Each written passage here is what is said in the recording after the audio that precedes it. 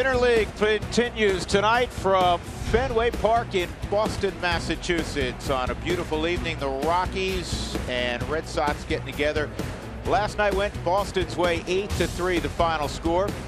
And as we were talking about a moment ago, the Rockies will have Chad Bettis on the hill, and they'll face the knuckleballer Stephen Wright tonight from historic Fenway. Rockies' first trip here since 2013, dropped 2 ball games here. And then in a return engagement at the end of the season, they split with Boston to conclude the 2013 season. Charlie Blackmon's going to lead things off again for Colorado.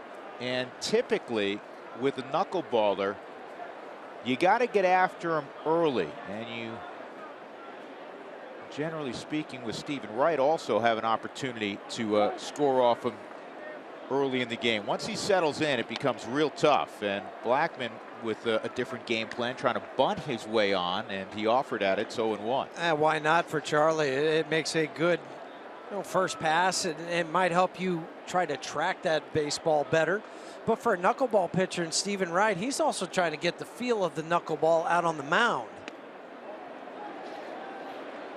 And of course, the guy who has the toughest job of all is the catcher. Ryan Hannigan is the caddy for Stephen Wright, and he has the oversized glove, and you just look at that thing. Like that one. You just have to stay patient. You cannot reach for it. You can't stab at it. Did you have any teammates who had a real good knuck that when you were playing catch would throw it? Every position player thinks they have a good knuckleball. So, I mean, there's a couple guys that would throw it, and you would end up wearing it off your shin trying to catch it. And that's inside, so it's 3-1.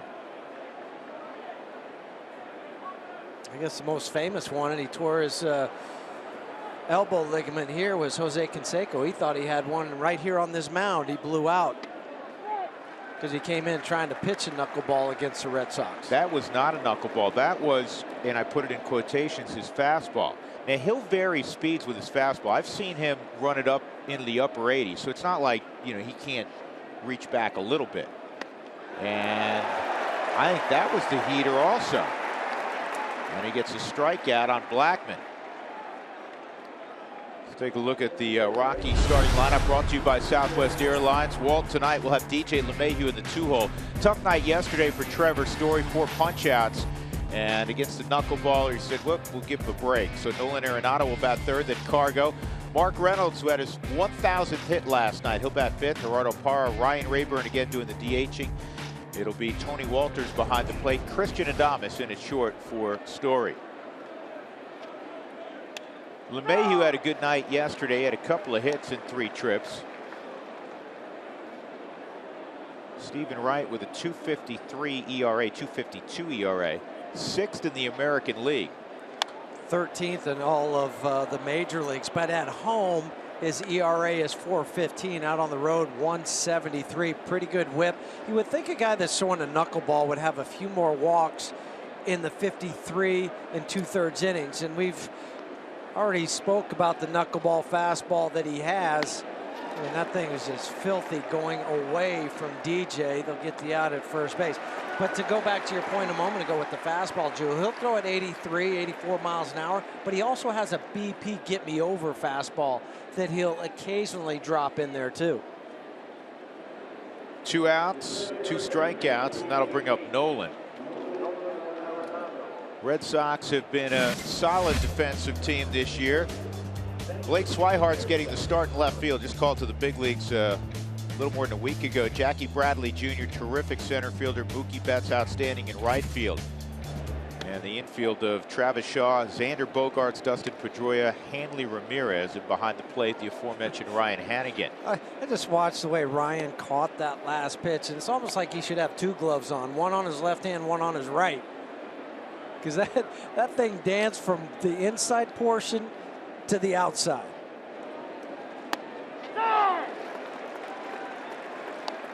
There's so many great lines about the knuckleball. Bob Uecker naturally had one of the purest lines about knuckleballs, and he was a former catcher, and he said, oh, knuckleballs, that's easy. He goes, just wait till it stops rolling, go pick it up and throw it back to the pitcher. That might be the classic line of anybody talking about the knuckleball. Because this is not only what you have to look at as a hitter, but the catcher and the umpire all trying to focus in on this object that's moving. Look at that thing. I played behind a knuckleball pitcher, and Charlie Huff played against one that pitched here, and Tim Wakefield. And sometimes you just marvel at the lack of rotation on a baseball. I mean, that didn't even twirl maybe a half a rotation by the time it made it to the plate. That is a swing and a miss, and Nolan is going to reach. And there's probably a fair amount of that. So 3 strikeouts, and 2 were not caught by Ryan Hanigan. How much do you think Hanigan sleeps the night before he catches right? None. Or he wakes up in a cold sweat at 2 in the morning. Because this is what he has to dream about. Oh, I've got to catch this on the Subaru Supermo. To Nolan's credit, he didn't wait around, hustled down to first base.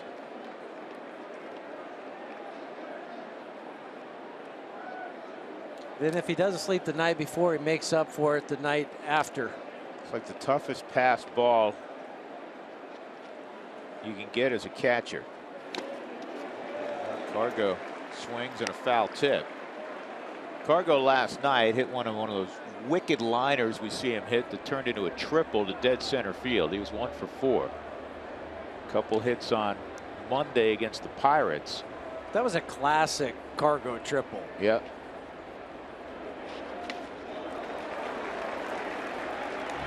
He stayed behind this breaking pitch. Slider away from him, stayed into the middle, big part of the yard. Legs out the triple, but that was probably the easiest triple he's going to have this year.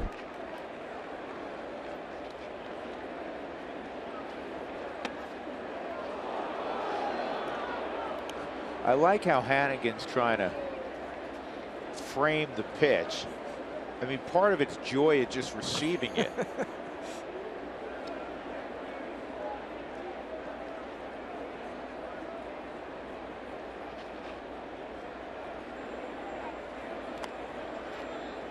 He actually controls the running game decently. I was talking to DJ LeMahieu about his times. Usually you get a knuckleball guy and you say, okay, you can run on him. He's about 1-2 on average to the plate, but that's only part of the problem. The other part is what we've been talking about. Hanigan's got to catch it. Of course, Nolan not a guy that is going to run typically. He takes off there, and the throw to second's right on the bat. Wouldn't you know it? So just as we were discussing that, Nolan takes off and Hanigan cuts him down. So the Rockies done in the first frame. We'll see Boston and we'll see Chad Bettis when we come back to Fenway.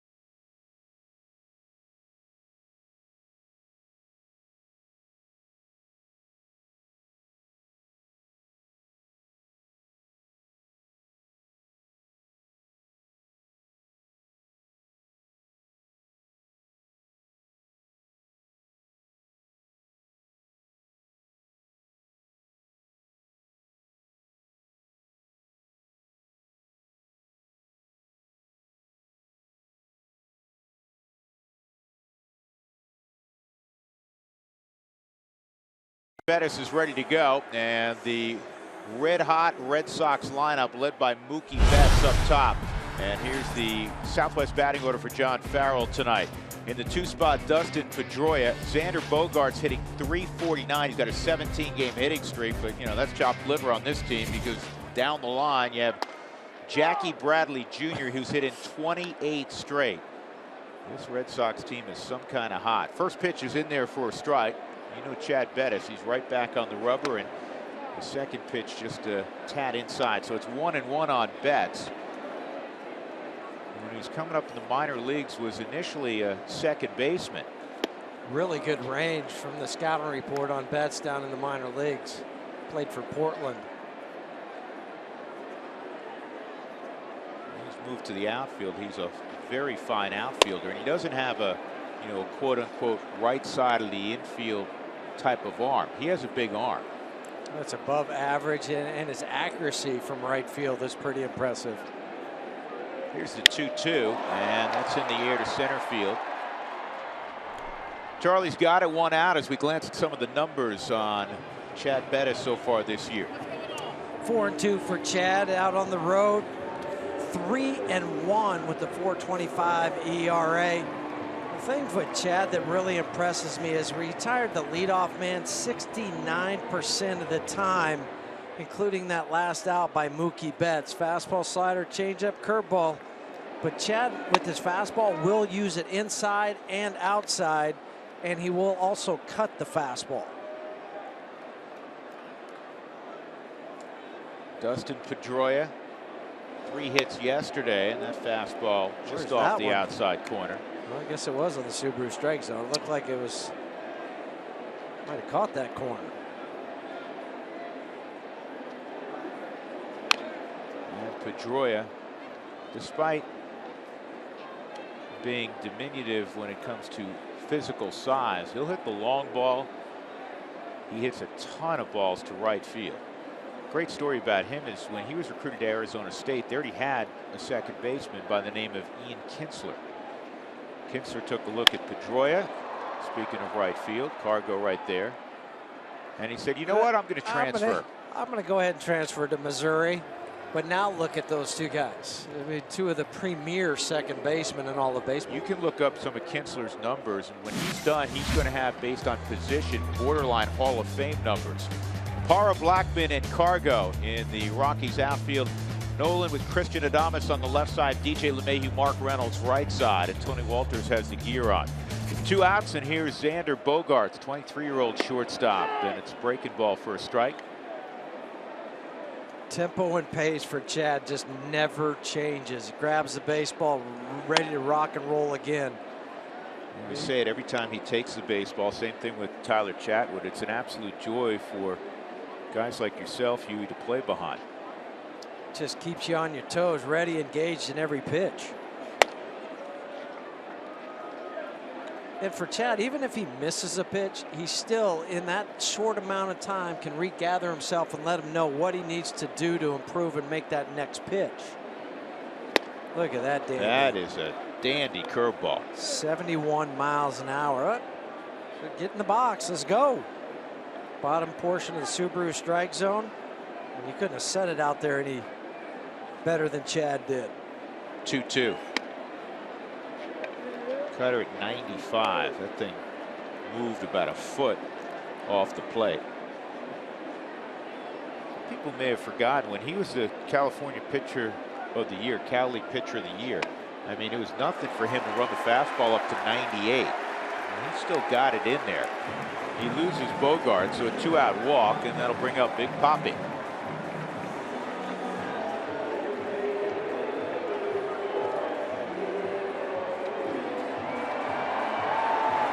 Big Papi last night, season high 4 RBIs.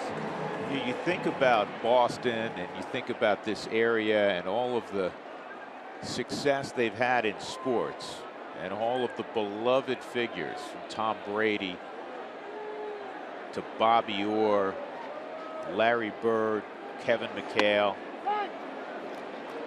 Bill Russell going back.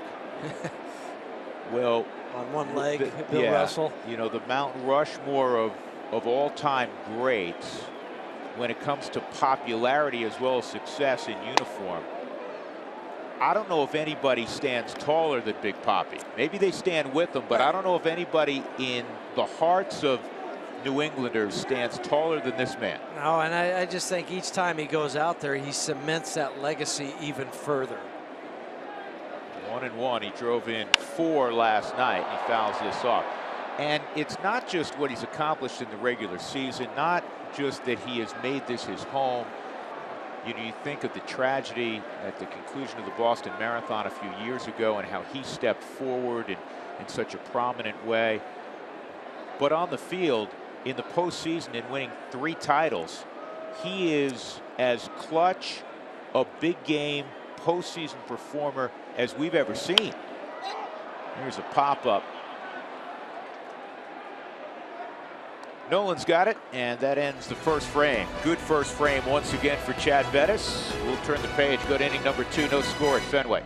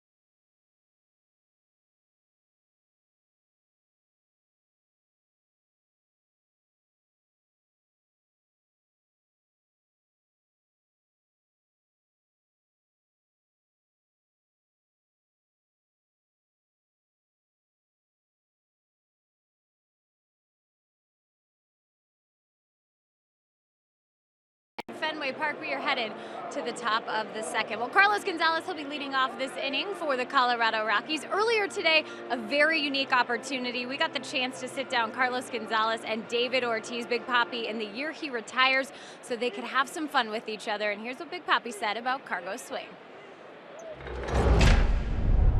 This guy had the sweetest and the most beautiful swing from a left hand that I have ever seen in the game. Like, you look sexy, you look beautiful.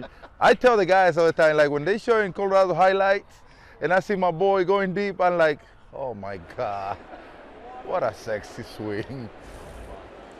The guys having a lot of fun together, and of course Cargo got the chance to just thank Big Papi for all that he gave him in this game. Of course, both of them coming from Latin backgrounds. Cargo said Papi opened a door for so many players to dream big, and it was great because Papi, as Cargo hits a single here, was able to tell him back, now it's your turn. It's your turn to leave a legacy in this game. And you could just see the passion that David Ortiz has for baseball that is so unique, and it's so crazy that Cargo even said to him, he said, are you sure you really want to retire this year, because his numbers are so, amazing right now? But really, you could tell in his eyes that he loves this game dearly and all that it gave him, and in turn it also gave him citizenship in the United States of America. So that was a picture that Cargo posted from earlier today of the two of them talking. So you'll be able to see some more throughout the week on our pregame shows. We'll also have it coming up on the club on Sunday, the whole conversation in its entirety. So neat to witness that today, guys. Yeah, very neat. And Cargo, as you know, Jenny, you were right there.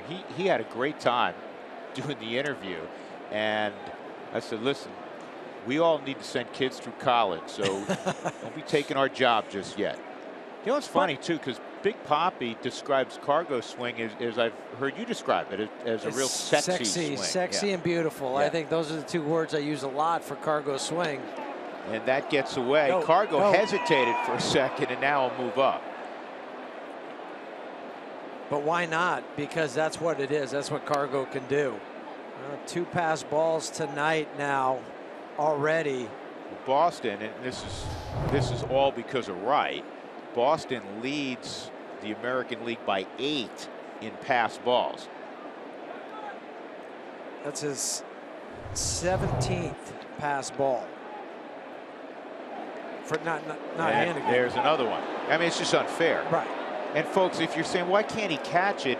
We had some great shots in the first inning of, the super slow-mo tracking the ball. If you have a buddy, if you've ever played ball and had a buddy who had a decent knuckleball, it'll hit you in the ankles where you think it's coming at your chest. It's almost impossible to catch. That ball moved inside 8-10 inches. And this is going to get the run home. Great job, Mark Reynolds, just getting that ball in play. You were helped out by the 2 pass balls. But that's what you need sometimes. You just need that little bit of luck. Get the guy to third. But for Mark Reynolds now, that is RBI number 15. It was huge that Cargo able to get a base hit and then move along. So the Rockies with the first marker. 1-0. And Gerardo Parra will come up.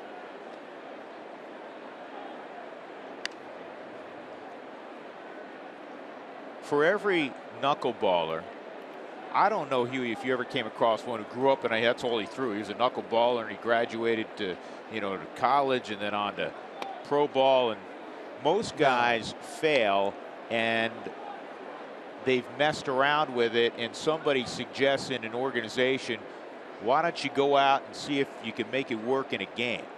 And that's what happened with Stephen Wright. Frank Pastore, I believe Frank played for the Red Sox also at some point. He wasn't in the Red Sox organization when he suggested. No, he was coaching in the summertime. It was the Reds, I believe, too. He was, yeah, I think exactly. I think Wright was in the Reds organization. Pastore was kind of his pitching coach away from organized baseball, going back to high school and so on. He played at the University of Hawaii. And he learned it from Negro. Pastore did. Yes, and so they were just messing around one day, and Frank would throw it back to Stephen Wright.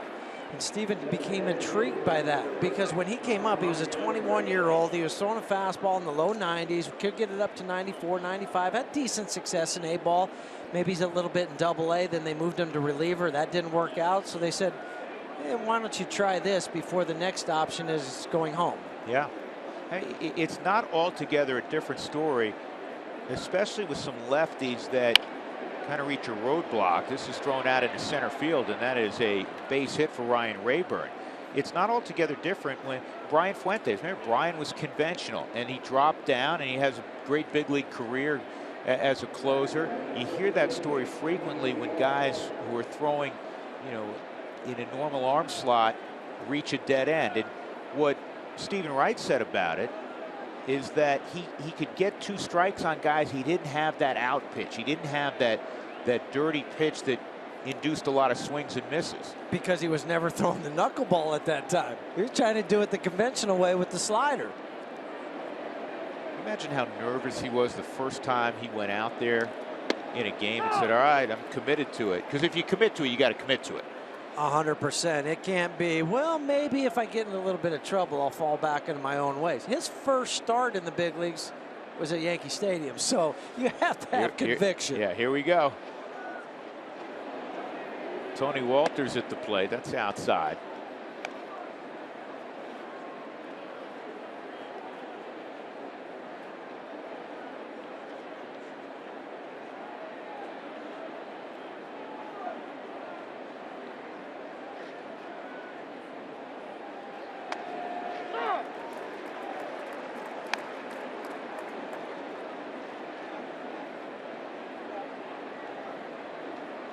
'18th meeting all time now between the Rockies and Red Sox during the regular season, not counting the World Series. Rockies are 8-9 against Boston.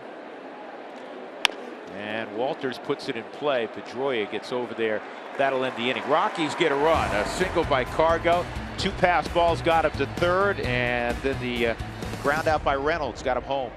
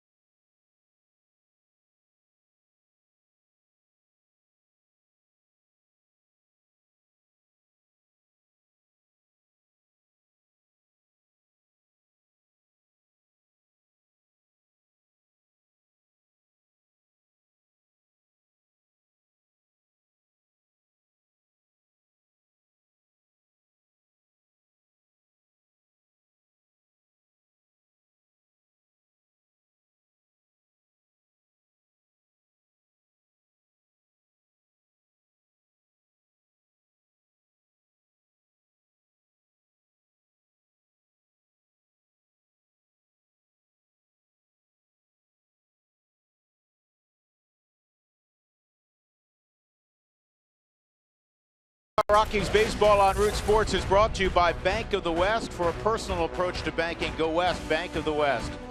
By your hometown Toyota stores, Toyota, let's go places. And by Southwest Airlines, transparency, low fares, nothing to hide.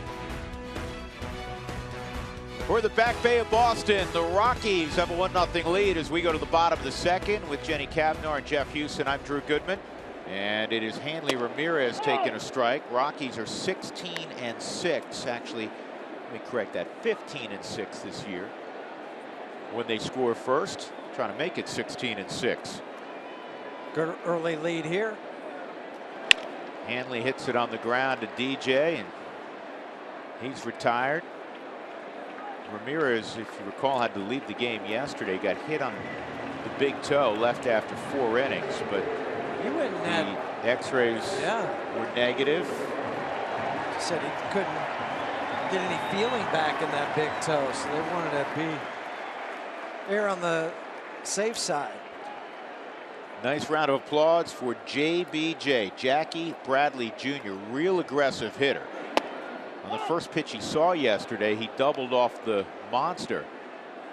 He later had an infield hit also. 28 straight games. So he's halfway to DiMaggio. He's 6 away from the other DiMaggio, the team record for the Red Sox, held by Dom DiMaggio.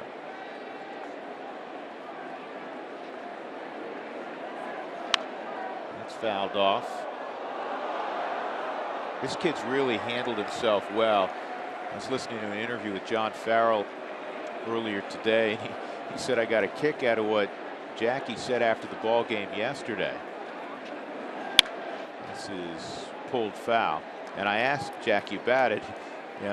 He was coached up. He said, all I know about Joe DiMaggio, with a twinkle in his eye, is that he sold coffee and married a famous movie star. Oh, that's classic. Yeah. Good for him. Good, yeah, good for him. And I said, listen, there's no way you saw one of his coffee commercials. Where's that? That was close. In tight, 2-2. And he said, no, I got clued in on that. Probably had to Google Marilyn Monroe also.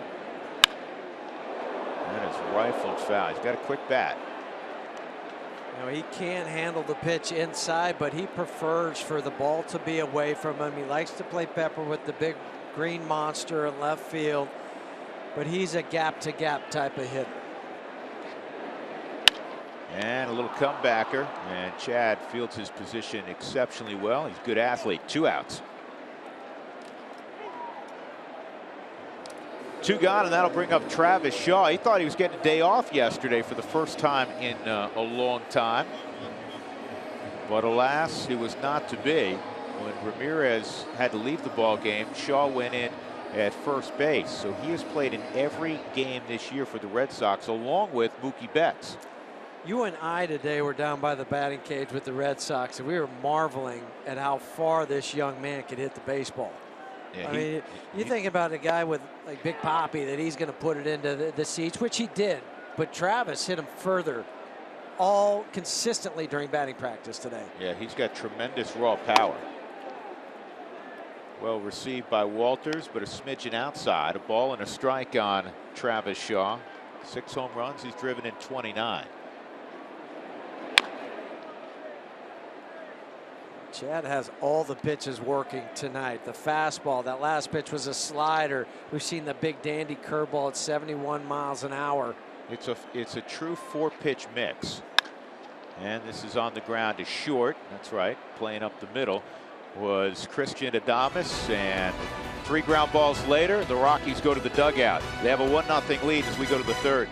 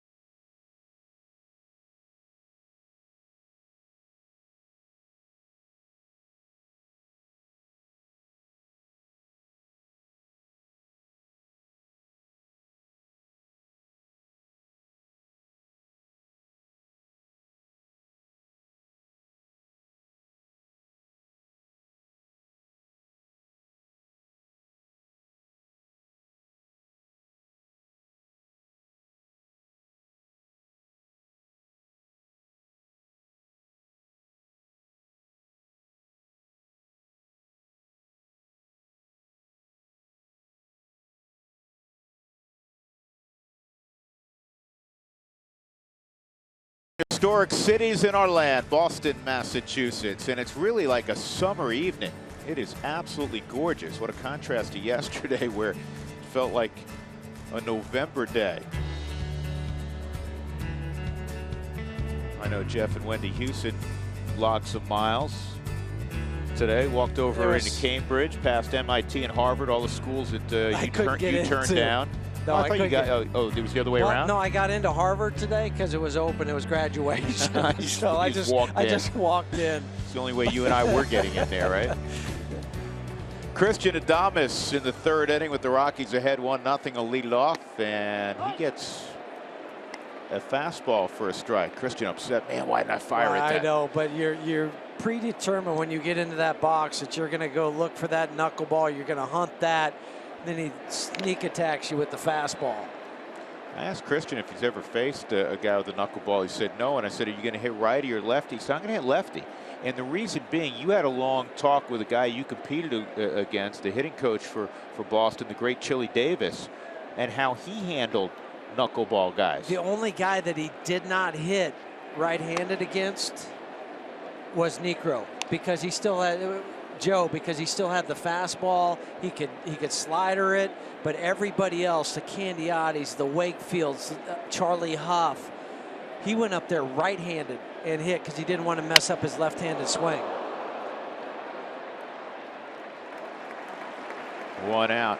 Well, Boston is familiar with having a knuckleballer. They had one of the best. You just mentioned him, Tim Wakefield. Wakefield's been around the park the last couple of days. Look at that thing. That's ridiculous. Well, talk about a guy that had to do something different. Wakefield was an infielder, and so he had to reinvent himself as a knuckleball pitcher.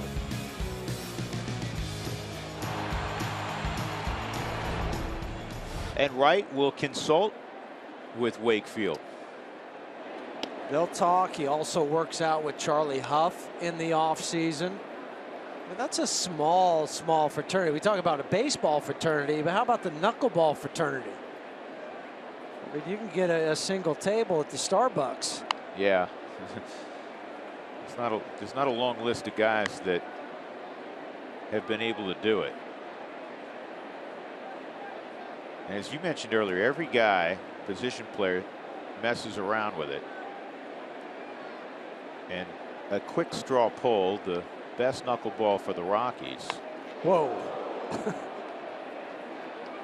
Owned by Mark Reynolds. Now I asked Mark who had the best knuckleball of guys he played with, position players, and he said J.J. Hardy. J.J. Shortstop. He's injured now. There's a guy in the Rockies organization who has a good knuckleball. Mark Stripmatter, Rockies roving. They should have flown Stritty in today to throw batting practice. Because remember in fantasy camp, Mark Stripmatter was throwing knuckleballs to the campers. It was just unfair. It was funny. Funny for you guys. Yes, it was. Charlie walks. So with 1 out, he reaches. And now you have speed aboard with DJ LeMahieu coming up. And last time the Rockies had a base runner, actually they had Ryan Rayburn on with 2 outs, but Cargo led the second off with a single, and a couple pitches later he was at third base because of, and I put this in quotations in all fairness to Ryan Hannigan, pass balls. And then he scored on a dribbler to the right side by Mark Reynolds.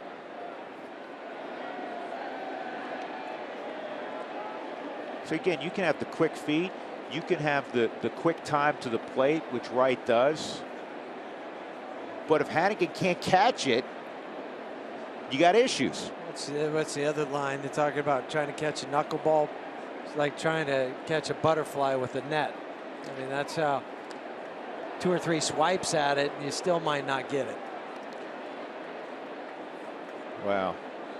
It's like trying to eat Jell-O with chopsticks.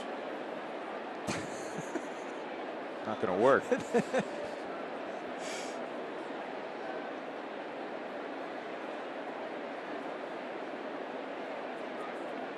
So watching you devour ice cream on this trip, you may be able to pull that off. I can do it. I know you can. LeMahieu holds up. That was a fastball.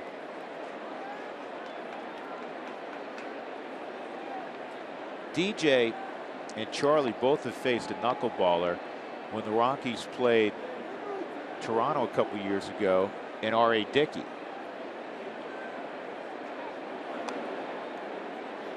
That's the thing, and even if you're in the American League, but you're not in the same division as R.A. Dickey, you might not see him all year long. His spot might just miss you whenever you play when you play Toronto.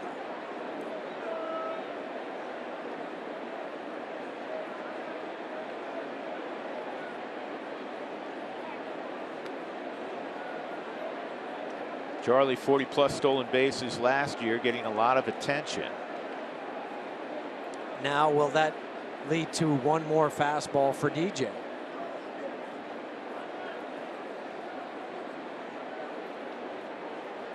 It's weird too, Huey. Take us through in it back, because you always, against a conventional pitcher, you may occasionally, there goes Charlie, swung on and fouled off. You may occasionally, as we say, sit soft, sit on an off-speed pitch, but for the most part, you're sitting fastball, adjusting off speed. Right.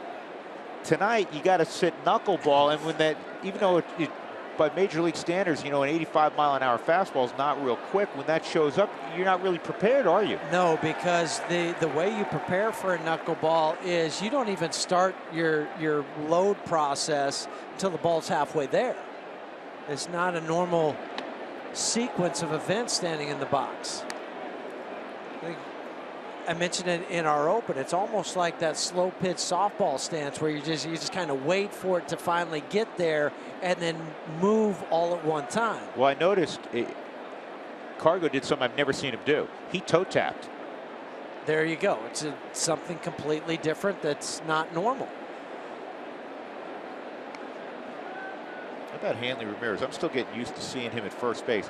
He's in hog heaven. He loves it. Last year he moved from shortstop to left field, and that didn't go real well.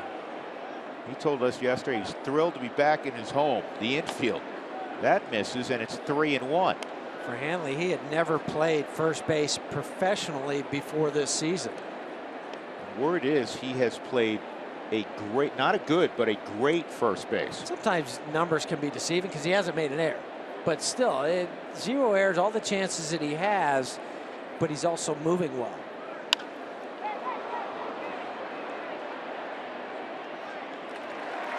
Betts makes the catch. 2 outs, that'll bring up Nolan. He reached on a pass ball after a strikeout.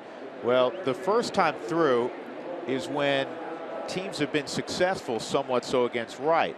After that, it's like he finds his feel for the knuckleball. It's different for any pitcher when they're coming out of the bullpen to what they do out on the mound. And for Stephen Wright, 113, that's his second best average against, or lowest average against, I should say, against a pitcher in the major leagues. I mean, if you want to compare it to somebody, how about Kershaw? He's 5th at a 135 average the second time through. I'd be interested to hear how he warms up. I've heard other guys that throw knuckleball, they warm up just like they would where they're throwing, they'll do the long toss, they'll do all of that. And the first 10, 15, 20 throws until they get loose on the mound is with the fastball, and then they start incorporating the knuckleball.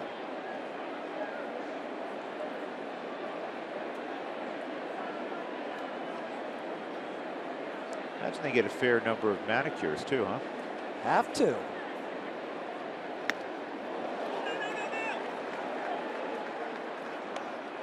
Well, that old line that Charlie probably butchered on purpose from the top of the broadcast today. If it's high, let it fly, meaning let take a swing at it. If it's low, let it go. And that's what Nolan did there. He saw a pitch up and he let it fly. And that's a line shot, gloved by Bogarts. That's a solid amount of contact as the Rockies have had tonight. Middle of 3, they have a 1-0 lead.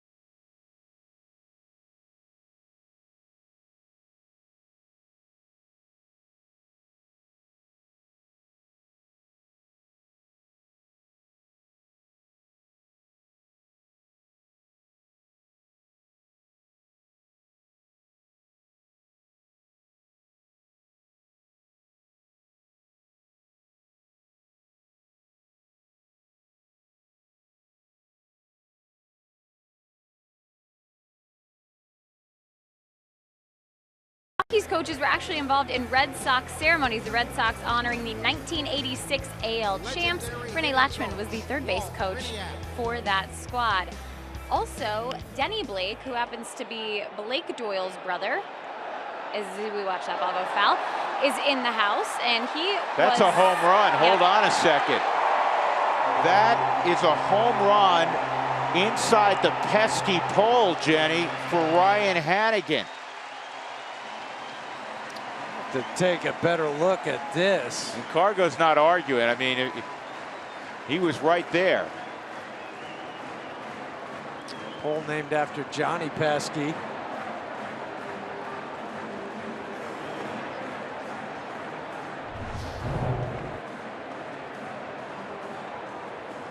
If you could tell with this shot. I think that's a fair ball. It is a fair. It doesn't. It's going to be tough to tell from that angle. And well, you know, that the first angle, yeah. I thought it was fair. That angle, it disappeared, which would indicate that it was on the other side of the foul pole. I mean, for a guy that only hit 17 career home runs in Johnny Pesky, he's got a pole named after him. And it's only, what is that, 290 feet to that pole? It's definitely not 300.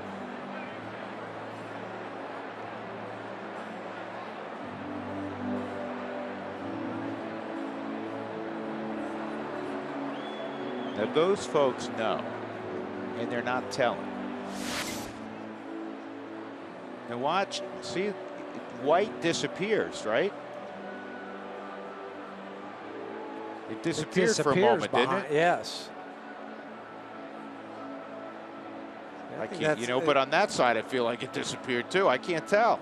And this is a crew chief review. What's Cargo doing? Fans are all signaling home run. Like they're going to signal something different? That's what I mean. Yeah. So I wanted to see what Cargo did.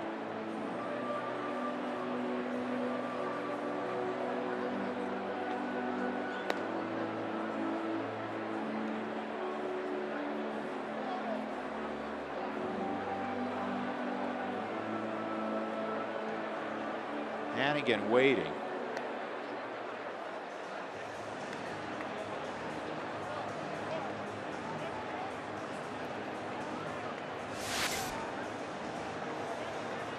Slow, slow, slow. See, from that angle, it looks like it's on the other side of the. But this angle makes it appear that it's on the opposite side of the pole, because you lose sight of the white baseball. Right. Exactly. I mean, how is that possible? You want to explain that to me? How does it disappear on both sides? No answer for you. Did a Houdini act. I can tell by how long this is taking that they're having a tough time determining what side of the pole it went on.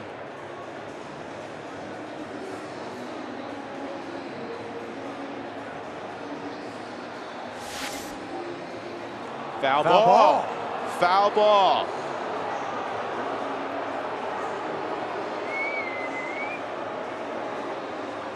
Jerry Lane, the crew chief, asking for that review.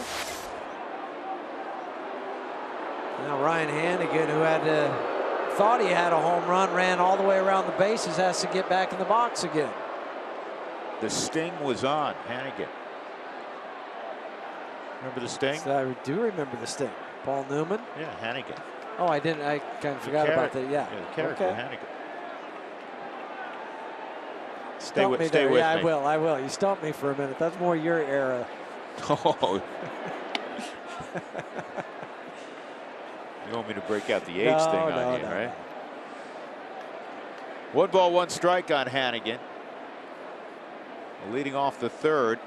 We got to change our scoreboard. It's 1-0. Take that run off Boston side. There we go.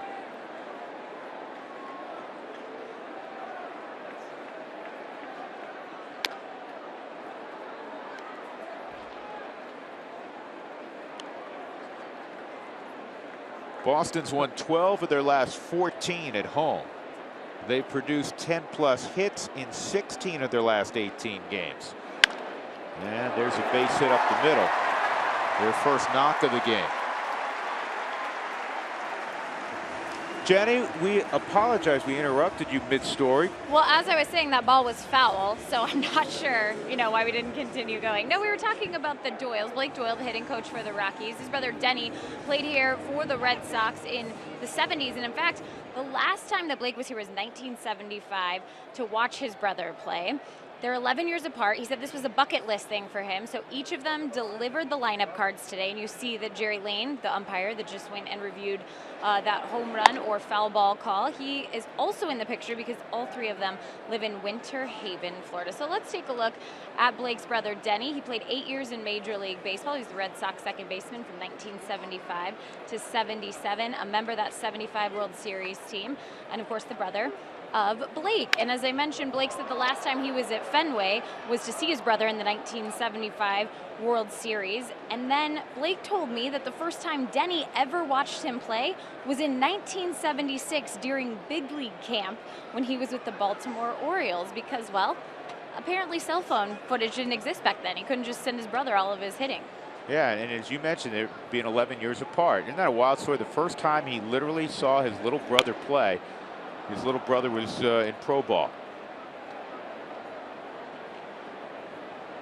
Blake Swihart fouls it off his leg. 1-2 on Swihart. And just talking to Blake Doyle the last couple days when he knew this was going to happen with the two brothers, and you could just tell the excitement in his voice and how proud and honored he was going to be able to share that moment with his brother. Well, they're a baseball family. They have their academy down in Florida, which is very well respected.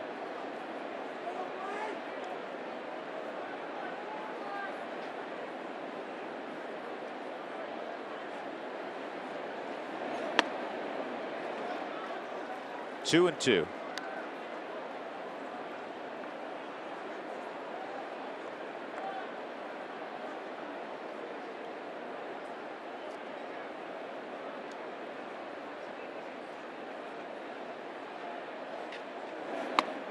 Swung on and missed, and that's the first out of the third inning. First strikeout as well for Bettis, and that'll bring up Mookie Betts. Fans, join in on the conversation this season. Send us your thoughts, photos, questions, statements, if you will. Use your favorite social media platform and include the hashtag Toyota Talk. Betts hit a fly ball to center his initial at bat.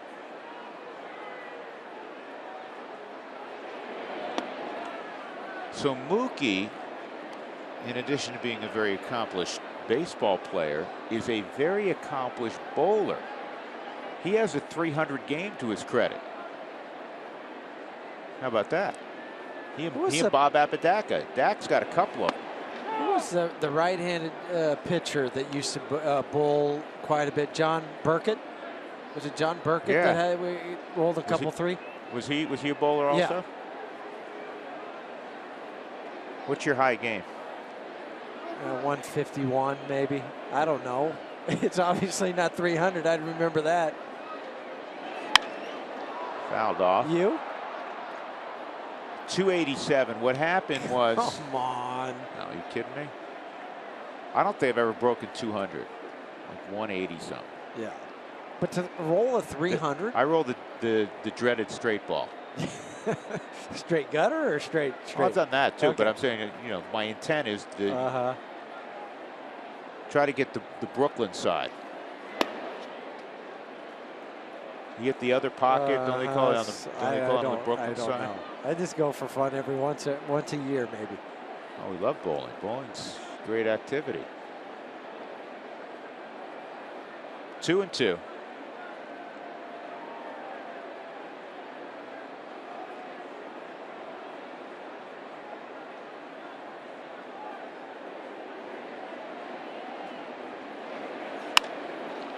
In the air to shallow right. Cargo's there. 2 outs. I remember growing up watching, I want to say it was Ralph Kiner, the late Ralph Kiner, who hosted the show, Bowling for Dollars. Dougie will help us out with it. I think it was Ralph, because Dougie goes back with the late, great Hall of Famer. Worked with Ralph Kiner on Kiner's Corner. And I mean, the big winner back then, I'm dating myself, you know, when like 25 bucks. Right. I mean, people are on the edge of their seat. You could win 25 bucks here. Bowling for Dollars. That pitch misses. Dustin Pedroia hit the ball to Cargo as well, his first at bat.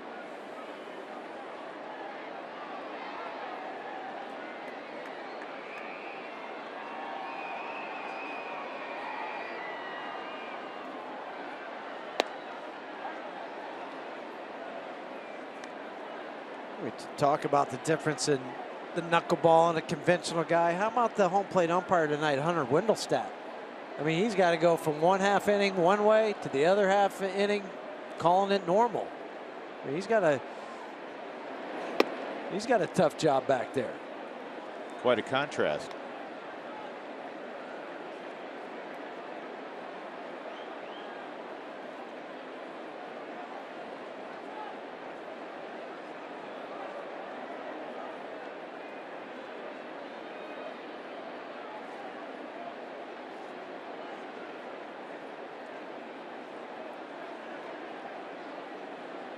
Hannigan, no threat to run. Reynolds is getting a little more room to operate. Nice play there by Nolan, and he'll fire a strike across the diamond.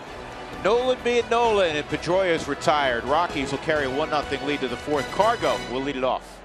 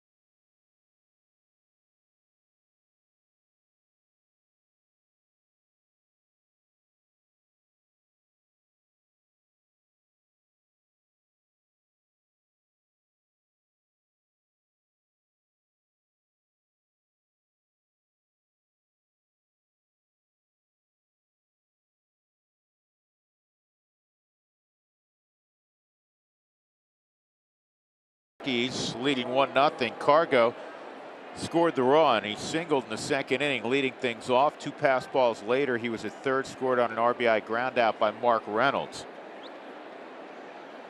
Because of the pass balls, it is an unearned run. So it'll be Cargo, Reynolds, and Parra to face the knuckleballer Stephen Wright.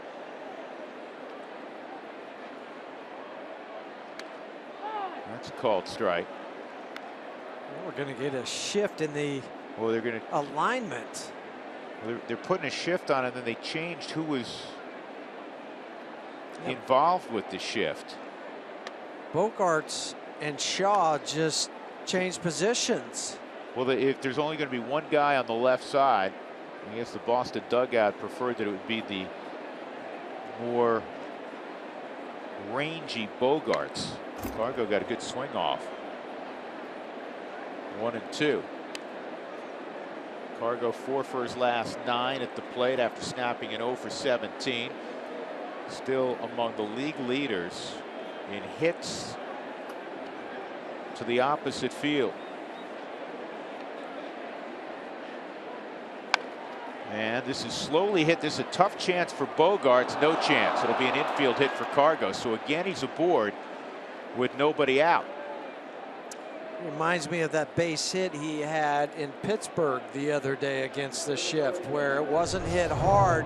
That one was hit off the end of the bat. This one's hit off the knuckles. Xander Bogarts would not have been able to make that play. Goes off, it just goes right out of the webbing on the Subaru Supermo. He had trouble on the transition. Yeah, you don't. Well, you would describe that. You don't want to be pulling it out of the webbing portion of the glove, do you? No, with the transition that you have, most of the time when you miss it like that, it's because you're trying to rush. You know you have to get rid of the baseball so fast. Hannigan stretches and makes the catch. Ball 1. You think he just has an automatic chiropractic appointment the next day after? I mean, just a standing appointment. Maybe late tonight.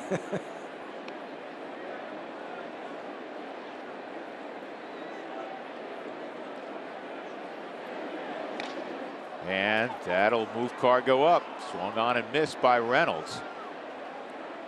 Another pass ball, and Cargo's in scoring position.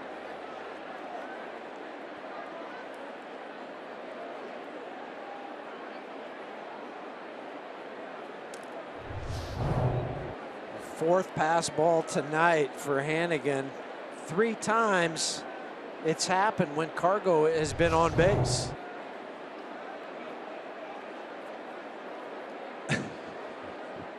Knuckle puck. Why stop at 50?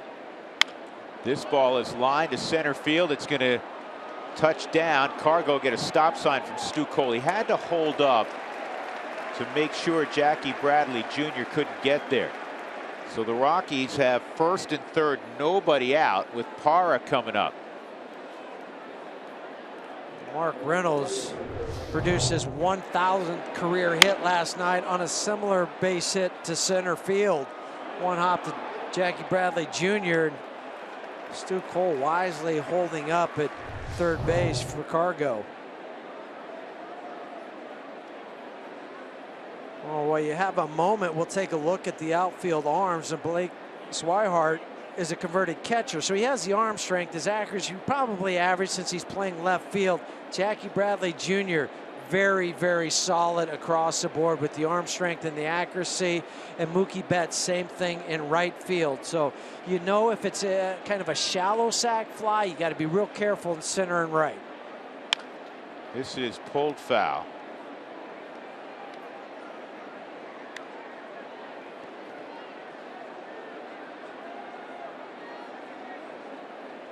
Rockies trying to build on their 1-0 advantage as they hit here in the 4th.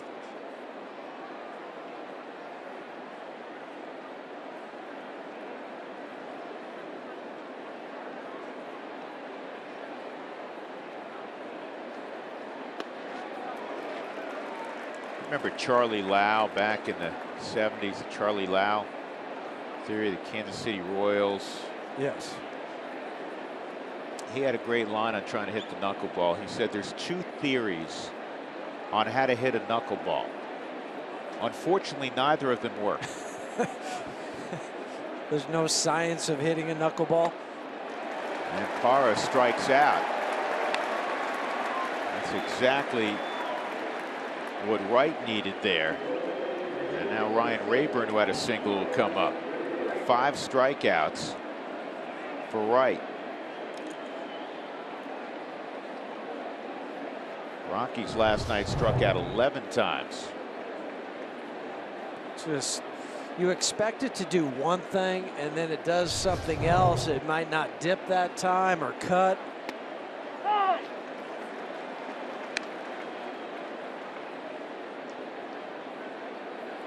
And it's funny, if you're at home saying, why not try to play small ball here? Bunt, get the run. It's hard to bunt a knuckleball. It's hard to hit it. It's hard to bunt it. Hard to catch it. And that should get the run home. Cargo will score, and then the throw really hit Cargo, and it was picked up in the infield. I don't know why Hannigan even threw that. Cargo was already there for about 5 minutes. 2-0 Colorado. That one will be a wild pitch. On the Subaru Supermo, you can see the fingers just push that baseball out of his hand, and that was a good 14 to 16 inches off the plate.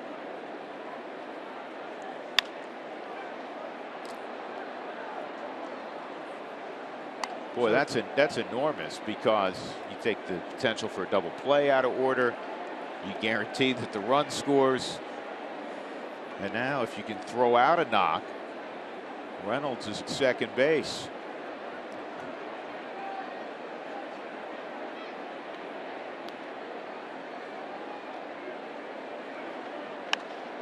You pointed something out earlier that's really pretty remarkable. Stephen Wright, this being his 9th start, had only walked 19 guys throwing that thing. You would think it would be more, just because of the ball and it's moving and dancing. Umpires having a tough time trying to call the traditional strike zone. Tonight, 4 pass balls and a wild pitch. And a strikeout of Rayburn. The major league record since 1900 for pass balls in a game is a half dozen. That is in jeopardy tonight, as long as Wright stays in there. There was a problem for a catcher back in 1894. 12 pass balls in a game. But he shall remain nameless. But I'll name the guy that has the last 6 pass balls in a game, because he's a former teammate of mine, so I can speak of him. Gino Petralli. I hope he was catching a knuckleball. Charlie Huff. And that's what happened in 1987, August 30th. It's happened 3 other times since 1900, but Gino has the record as it stands. But have no fear, Ryan Hannigan's just 2 away from tying it. Tony Walters, 1-1.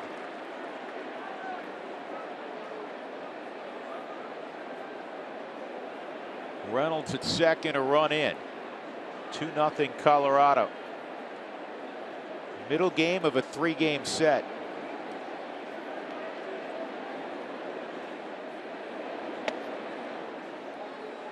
Fans, you want to catch the best fireworks show in town this summer on Friday, July 8th and Saturday, July 9th, following the game against the Philadelphia Phillies. Right before the All-Star break. Come on out.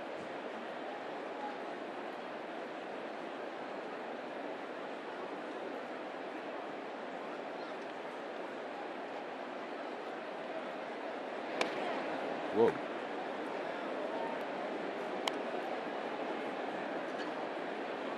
One of the things when Hannigan is getting his gear on, if he hits in the previous inning, backup catcher comes out, or sometimes just, somebody will go out to warm up the pitcher. And a lot of times that guy will not wear a mask, especially if he's a catcher.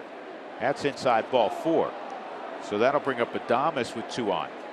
Anytime anybody comes out to warm up a knuckleballer, he puts a mask on. I might put a full body put armor everything suit on, yeah. like a knight from the old days.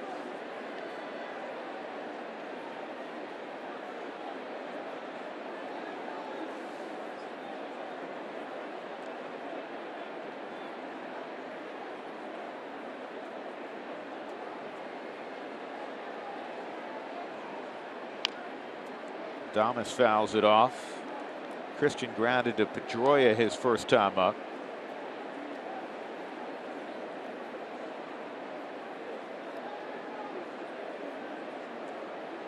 David Price won yesterday to improve to 7-1 despite an ERA above 5.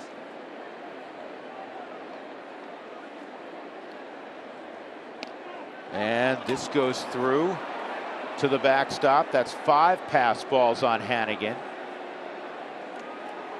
And I know the fans are booing him here, but cut the man some slack, right? The Rockies are doing everything right, though. They're taking that base if he misses it, but it's not easy for him. It's not easy to hit. Now, if you're Adames here, Huey, do you change your strategy and look fastball right now?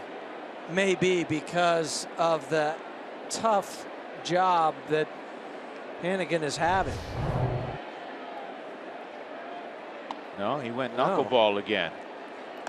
2-1. But I can see why you would say that, because the runners, you got a guy at third base. Just in your head, Stephen Wright's thinking, you know what, another one and give him a free run.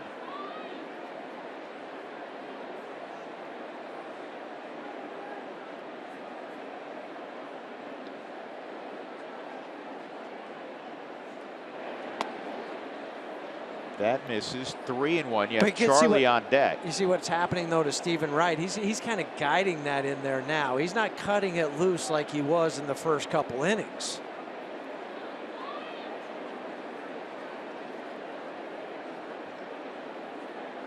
It's like you spend the whole night on a balance beam. This ball lined to center field, but right at Jackie Bradley Jr. to end the inning. Rockies got an infield hit from Cargo. He would eventually come around, and it's 2-0.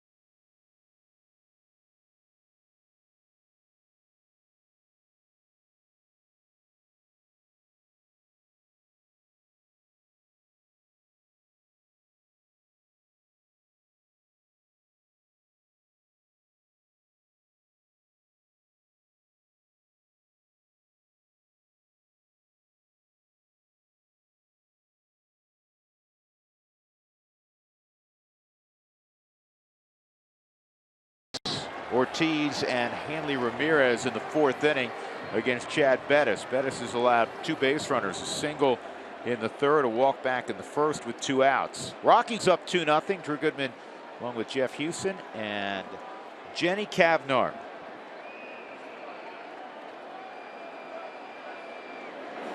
And Bogaerts takes a strike at 93 on the outer half. I was asking him today about if he's had a chance to watch Trevor Story much. And he said absolutely. He spent especially the first few weeks. I said it was amazing what he was doing. And I said, you know, you guys are similar, you know, build-wise. And he said, no, he's a lot stronger than I am. This ball's well hit to left, and it is gone. That's out of the stadium gone. On a Lansdowne Street. Now how big was that run last inning? 2-1. 5th home run of the season for Xander, and the Rockies broke a streak for the Red Sox last night for hitting a home run in 22 consecutive games. But they picked it up with that home run by Bogaerts. 18-game hitting streak now for Bogaerts as well. He'd normally be getting national attention, but because Bradley Jr.'s got a 28-gamer. That's just hanging inside, thigh high. I was giving praise to Trevor's story of how strong he was. That was a strong swing and a ball that was hit a long way. Huey, there's a difference between a curveball that rolls and one that snaps. That was a roller. Easier for you guys to define where your swing path is going to be, isn't it? Yeah, because you don't have to guess as much how much it's going to break, because that's how you hit breaking pitches. You swing where it's going, not where it is when you see it and recognize it. 5th home run for Bogarts, 25th career home run. 1 ball, 1 strike on Big Papi. Want the fastball up, he didn't offer at it. 2-1. And the rolling breaking pitch. We're going to freeze this on contact. Front foot down. See how that opens up to allow him to generate his hips to come through. And that's what drives this ball out of the ballpark. Now, that was a tough slider. That wasn't a curveball, but that had better action on it than the rolling curveball that was hit out.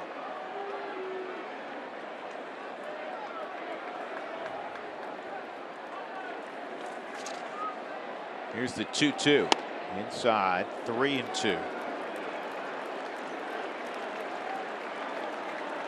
can't be afraid to go inside the Big Papi, keep him honest. He's got 13 extra base hits in the last 13 games. See Hanley on deck. And Bettis walks Ortiz.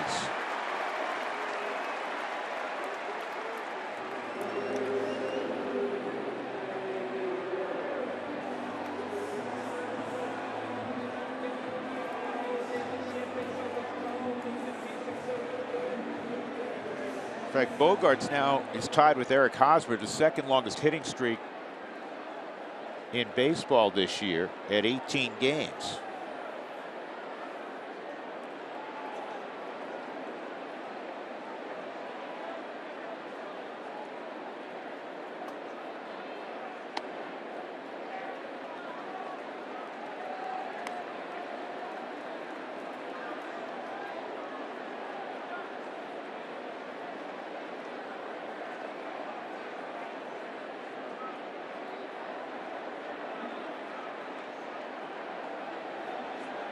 Here's the 1-0, and Ramirez hits it slowly to 3rd.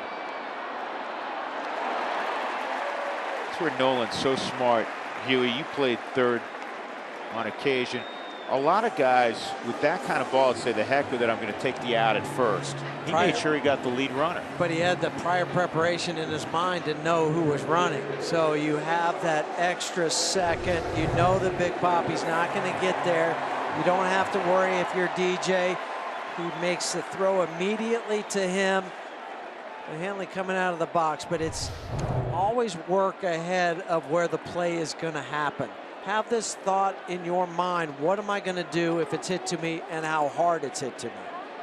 Jackie Bradley Jr. and now it's 29 games in a row. He is so aggressive. He's seeing during this streak, Huey, slightly over 3 pitches per at bat. The major league average is over 4. And he's only struck out 3 times in the last 9 games. So that is another indication. Ops on that was a good pitch from Chad. It wasn't center cut. It wasn't over the outer third. It was sinking away from him on the black at the knees, and he takes it the opposite field. And now the dangerous Travis Shaw. He had a ground ball up the middle, and that was where Adames was positioned. So Christian threw him out. Here's a strike. I want to show you a comparison between Nolan's 28-game streak a couple of years ago and the now 29-game streak for Jackie Bradley Jr. But when it was 28 apiece, you know, great numbers for Nolan. But to give you an idea, Bradley Jr., 8 home runs, 412 average. And he's driven in 29 during the 28 games. Yeah, he raised his average over 125 points during this hit streak. 125 points. And there's something else we want to show you with that hitting streak. And it gives you an idea when you compare it to Joe DiMaggio how much the game has changed in the 75 years since the Yankee Clipper went 56 straight. I'll show you that in a moment. 1-1 on Shaw, and that's lined to left. And Hanley Ramirez gets a green light, and he's going to score. And that ties up the game.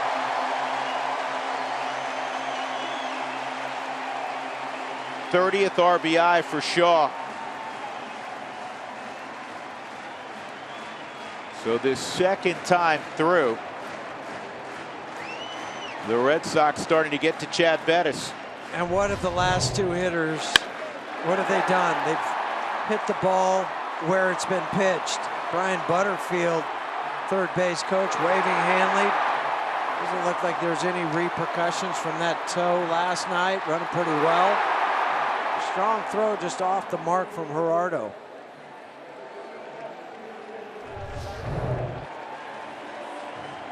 First and third, just one out. And that'll bring up Hannigan, who singled up the middle for the first hit for the Red Sox. That came in the third.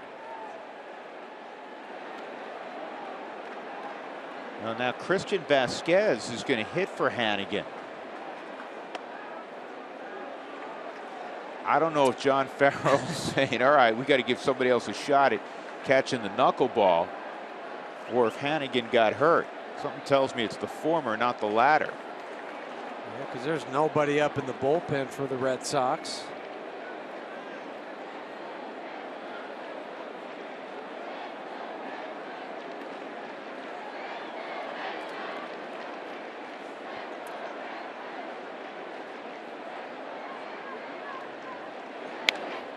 Hit and run. Well, the bat was fielded perfectly by Nolan Arenado. He'll field baseballs and bats. You know, maybe Hannigan did get nicked.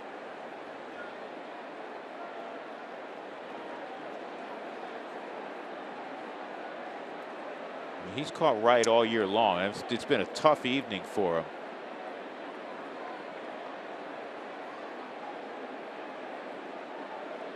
John Farrell in the middle there, patting him on the back, and so he has been replaced by Christian Vasquez. They're not without a third catcher because Swihart, as Huey pointed out, originally a catcher. Last year when he came up, that's what he did. He was an opening day starter for them at catcher. So he's playing left field because a Holtz injury. He's got a concussion. He's on the 7-day concussion protocol list.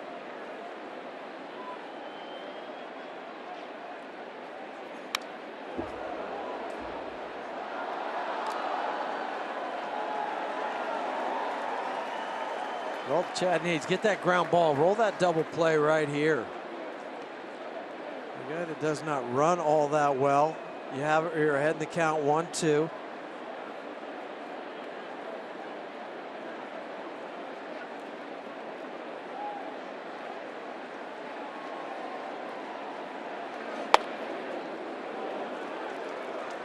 Two and two.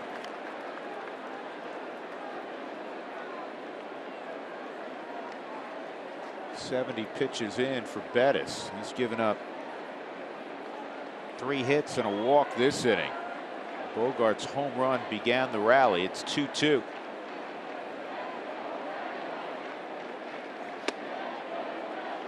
That was pretty close. I mean, you know, and I don't know if that fooled Hunter Wendelstedt. I guess it was a little inside.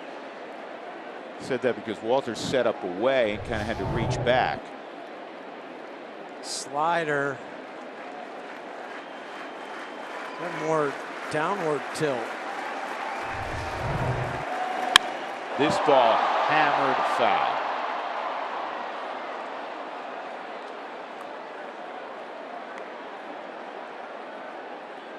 Travis Shaw, the runner at first base, had taken off on the pitch, so you'll put that in your memory bank as an infielder, knowing that if it's hit hard, I still have a chance for the double play. I've just got to get rid of it quicker if he's going to take off. There he goes. You have a chance for 2. They're going to come home with it. Out at the plate. What a play by Christian Adames. Huey, you played short. Normally, that's not even in your thought process, is it? It wasn't Christian's, obviously, because everybody else in this ballpark thought he was going to have to go to second. At worst case, just go to first. But he had the baseball instincts and the smarts to come up with that. And good for Tony Walters to be aware at home plate, to not daydream. But what helped him is he had the momentum going home. So he was going that way, and he had the play in front of him. Strong arm, quick release, easy tag. He was clearly out, but I'll tell you another reason I can't stand that new rule. Because Tony, again, wary of keeping a path to the plate available for the runner. So then he receives the ball, and what it does is it enables the runner, perhaps even if he's not, even if the ball beats him to the plate, to get a foot in because the catcher can't position himself properly. I mean, I'm kind of the point now, I'm not quite sure what the rule is. This ball's hammered deep center field. Charlie going back, and he can't make the catch. Short hops the wall. It'll score 2 runs, and Swihart a stand-up triple, and it's 4-2 Red Sox.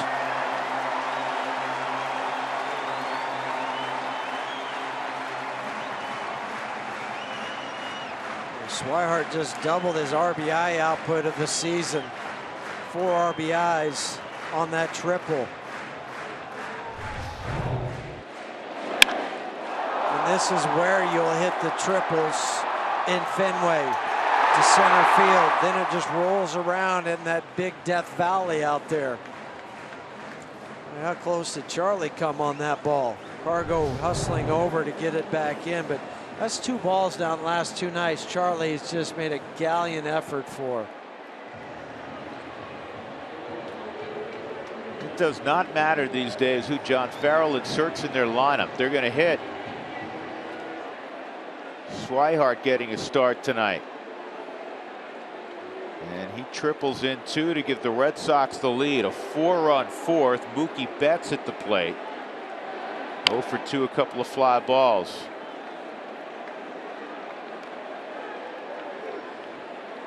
And that's what this lineup could do. You had the leadoff home run. Then you had the walk, you had fielder's choice, another base hit, the base hit, fielder's choice, and then a triple. Boom.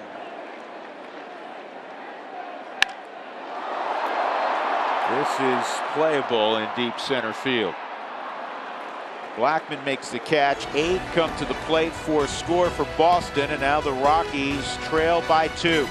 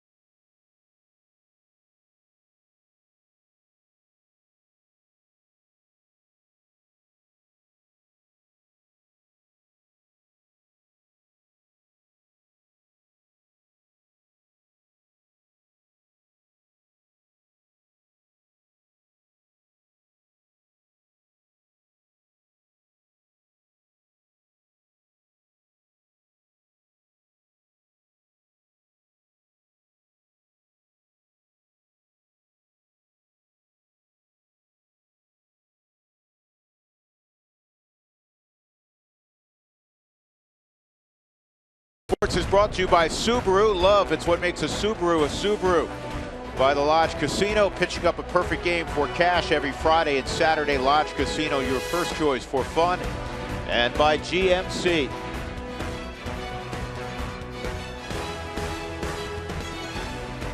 The old State House, site of the Boston Massacre. Rockies and Red Sox. Rockies had a 2-0 lead. That's gone. It's now 4-2 Boston as we go to the 5th. Top of the order for the Rockies. Blackman, LeMahieu, and Arenado against Stephen Wright. And for the second time tonight, Charlie tries to bunt his way on. Charlie a strikeout and a walk. Word from the Boston dugout, Hannigan had to depart because he was feeling ill. And all you cynics out there, we hear you,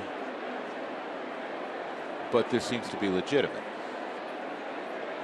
So Christian Vasquez is behind the plate. Well, for a guy, no matter how bad a night he has had with the 4 pass balls, struggling to catch just, or 5 pass balls, excuse me, struggling to catch any pitch being thrown. When you just play once every 5 days, you're going to be, you know, you'll take your lumps, but you want to stay in there unless you're really not feeling well. Shaw shows off a strong arm, and he gets Charlie at first. And what a night it was for Hannigan. We'll count him up for him. 1, 2, and both of those allowed Cargo to move up. 3, and finally scored a run. That's 4, and 1 more is 5 pass balls, 1 short of the record of 6. Look at that thing. Let's see how Vasquez handles it, because ordinarily it's Hannigan who catches Wright. He has Hannigan's glove. He's borrowed that. That's a base hit. So DJ with a knock. That's the 11th consecutive game that DJ has reached base. DJ doing his thing.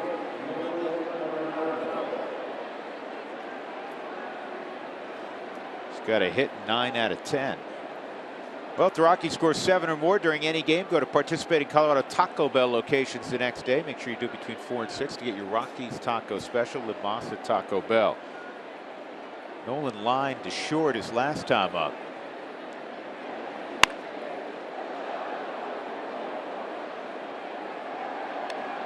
So Nolan, 2 years ago, had the 28-game hitting streak, longest in Rockies history, broke the previous record set a year earlier by Michael Kadire.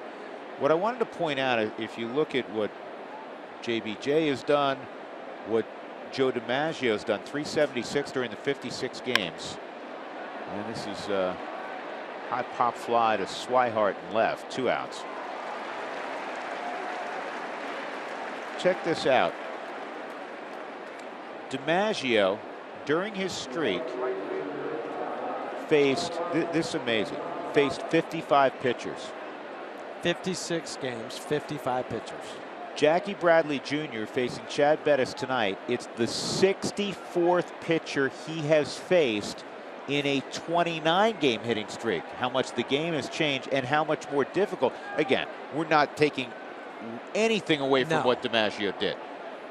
It just goes to show you how that record is virtually unbreakable, because you're going to face, you know, a 7th inning guy throwing 98, you know, a 9th inning guy with nasty stuff, not to mention the starting pitcher, which, you know, back then you faced 1 guy a night typically. Or you're facing 1 guy every 3 or 4 nights, because they didn't have the 5-man rotations then. Yep. They only had the 4-man rotation. And there wasn't a little bug up in the corner of your television screen saying that was pitch number 97. Better get somebody up. No, that could have been pitch number 197, and they're still in there. That same guy was out there. Cargo's 2 for 2. He has scored both the Rockies' runs. And now DJ will move up. That'll be a wild pitch.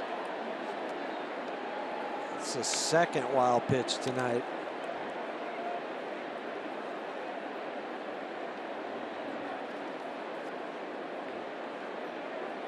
This skips off the dirt in front of the plate.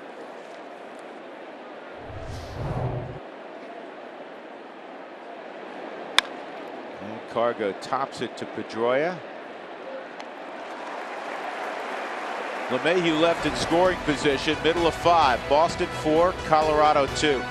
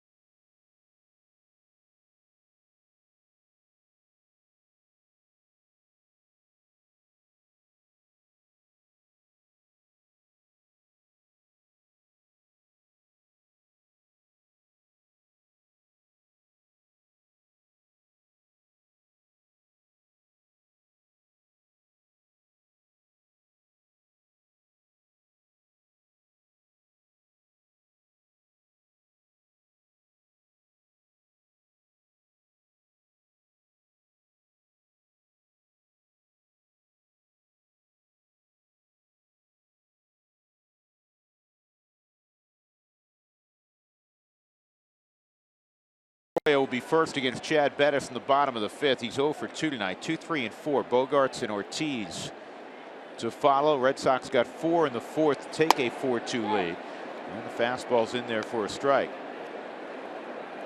Dustin Pedroia, 3rd all-time in career in interleague batting average, .340. Down the line, and that is a fair ball. And Pedroia will have a double.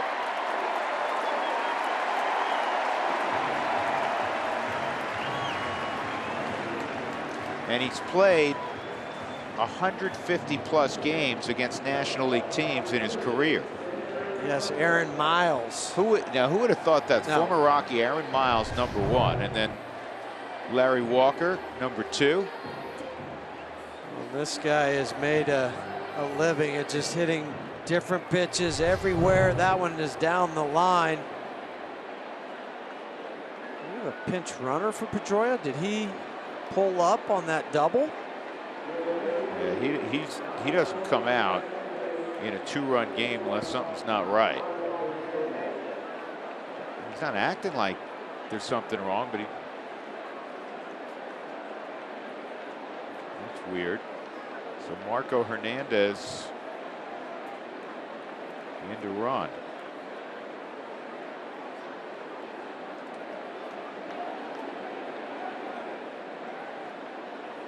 Bogarts led the 4th off with a home run on a Lansdowne Street.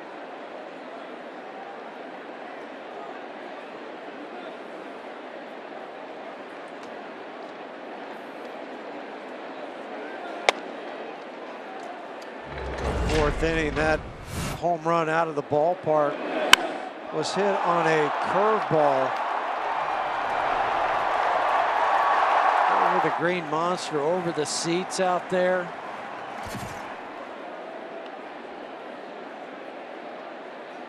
Now 66 hits for Bogarts. That leads the American League.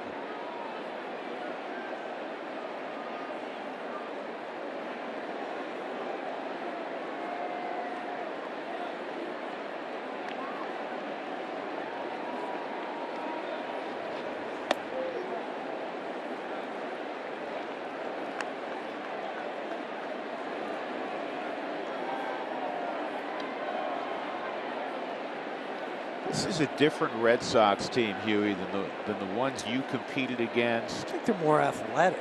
Well, they're not only a lot more athletic, they're also younger. Usually you think of the Red Sox and it's always a bunch of guys who were long in the tooth, if you will, big names, but guys who've been in the game for a long period of time. They got a bunch of kids out there. I mean, Betts and Bogarts and Bradley Jr., Travis Shaw. Part of that was orchestrated by Theo Epstein before he left and went over to the Cubs, making some trades to get rid of some guys and get some younger players, more athletic guys. 2-2 on Bogarts.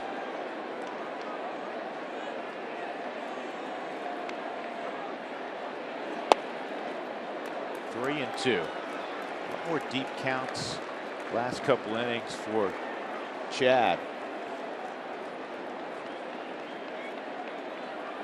It was that fourth inning that ratcheted the pitch count up.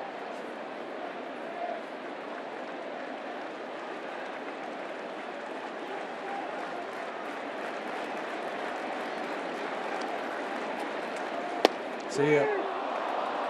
Bogarts threw the bat away, but now he's got to run to the dugout. 1 out. Well, let's look chronologically at David Ortiz's career. 1992, signed as an amateur free agent by Seattle. 96, he was sent to Minnesota as the player to be named later to complete a previous trade. In 03, he was released by Minnesota. That is a day all Minnesota Twins fans will never forget. Now he's a 3-time world champ. He's headed to the Hall of Fame. 500+ homers, 600+ doubles. The Rockies are going to walk him. I want to point something else out about David Ortiz, and it has nothing to do with Big Papi, but I'm going to use him as an example. I guess it has something to do with Big Papi. I say this not to diminish his greatness. I say this because so frequently in the national media, they discard or disparage to a certain degree the offensive exploits of Rockies players because they play half their games in Coors Field, which is a great offensive park. Big Papi in his career has hit .310 at Fenway. On the road, he's hit .265. That's a 45-point delta, which that's fine. This is a great hitter's park. But it's never pointed out with the same enthusiasm, shall we say, when one is making an argument about ballparks and individual exploits that it so frequently is when it has to do with a Rocky player, position player in particular. But shouldn't you hit better at your own ballpark unless it's, say, San Diego or some big ballpark like that? But I mean, I think back to Chipper Jones when he won a batting title. I forget what his splits were, what he hit at Turner Field out of the road, but it was somewhere about 380, 390 that he hit at home. Obviously less out on the road, but nobody says anything about Chipper Jones and winning a batting title, hitting that much higher on the road. I'll give you another example. Your former teammate, Ryne Sandberg. Ryne Sandberg at Wrigley Field in the summer especially, not so much in April and May, but in the summer, a really good hitter's park, inviting short walls in right center and left center. He hit much higher at home than he did out on the road. Anyhow, just food for thought. 2-0 with 2 on and 1 out on Ramirez. Bettis looking for a ground ball.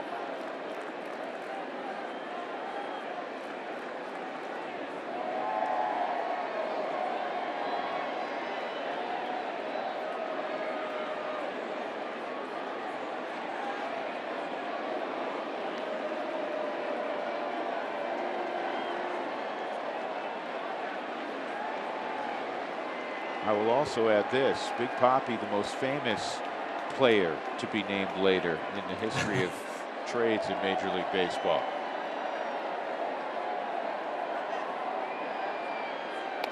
Okay. 3-0. The guy that recommended signing him to Boston, we just saw this past weekend in Pittsburgh. He's the bench coach for the Pirates, Dave Joust. Dave was a scout with Boston at the time and spent a lot of time down in winter ball managing. He recommended they sign Big Papi. Now Justin Miller up in the Rockies bullpen. Justin pitched an inning last night. 3-0, Ramirez, green light naturally, and he swings and misses 3-1. Smart call, whether it was Tony or Chad, to know that he might be swinging on that 3-0 green light. You're up by 2 runs, and a hitter of Ramirez's stature, they throw the slider. Hanley hitting .300 this year with runners in scoring position.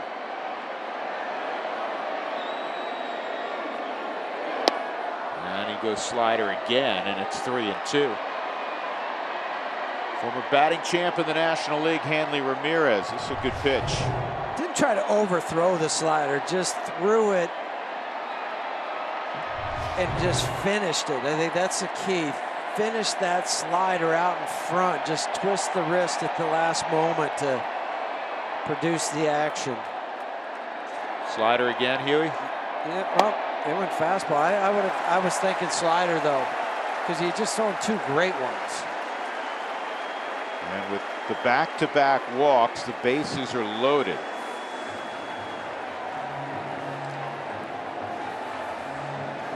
It's 4 walks, albeit one was intentional. Bases loaded for Jackie Bradley Jr. Steve Foster will come out.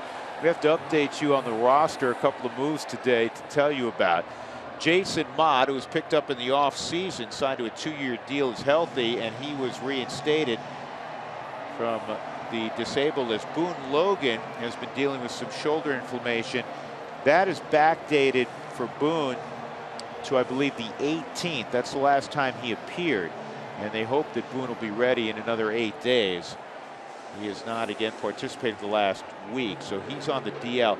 Jorge De La Rosa has been moved to the bullpen, and taking his spot in the rotation is Chris Russin. And it's still yet to be determined when Chris will throw. Will it be Saturday? Will it be Sunday? Kind of some depends on what happens tonight. He and Eddie Butler are just in flux right now. Ground ball slowly hit. They'll get the tag there, and he's out of the baseline. Okay. And now Mark Reynolds will apply the tag, and Hanley's like, what are you talking about? A run scores. It's 5-2. Well, not much, Mark Reynolds could do with this. Jackie Bradley Jr. running, fast runner, can't get the guy at home, so he applies the tag to Hanley Ramirez. And Hanley's. You know what? what? He was out of the baseline, but he really. He didn't go out of the baseline. Well, and that's why he stood there, but he was called out by Trip Gibson, the second base umpire. What Hanley's saying is, I still had the option. If he didn't tag it, I still had the option to go back to first base if I want. Rockies catch a break there. He never left the baseline. In any event, he was called out, 2 outs, and can't give up another run here. Shaw singled sharply to drive in a run in his last at bat.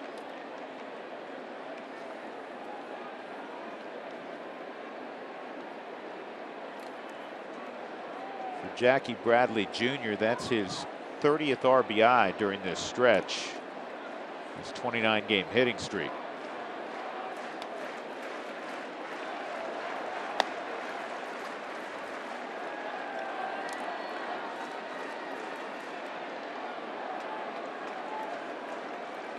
And that walk to Hanley Ramirez is costly because it obviously pushed Marco Hernandez to third.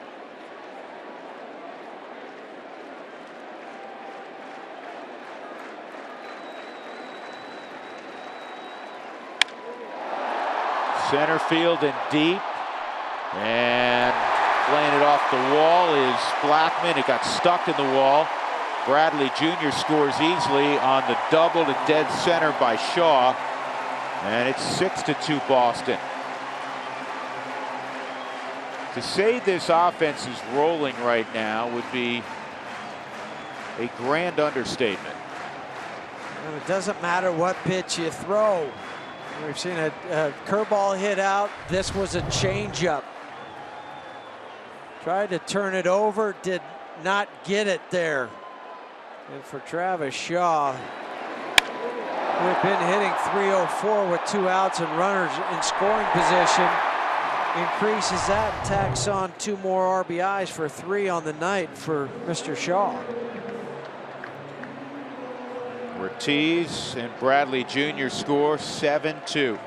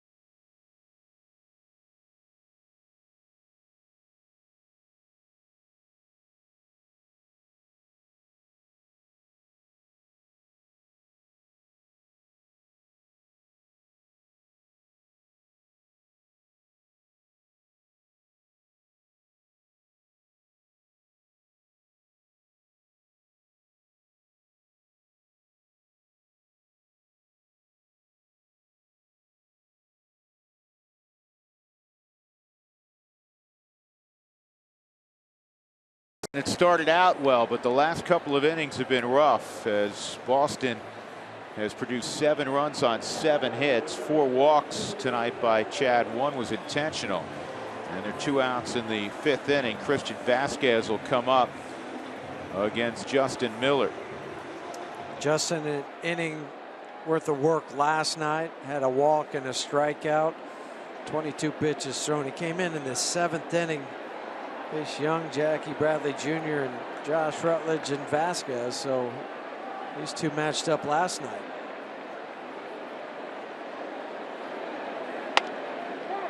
.271 runs scored now by Boston, which leads Major League Baseball.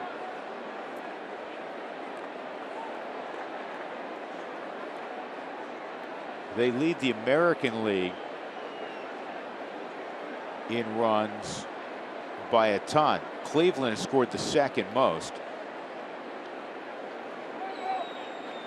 but they've scored more than 50 more than Cleveland.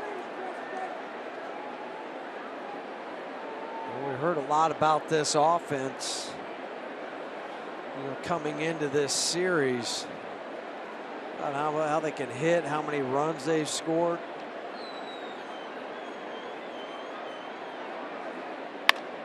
This is line to right. Cargo will get over and make the catch. So Vasquez lines out to end the inning. 3 more runs in the 5th for Boston. Rockies with a lot of work to do.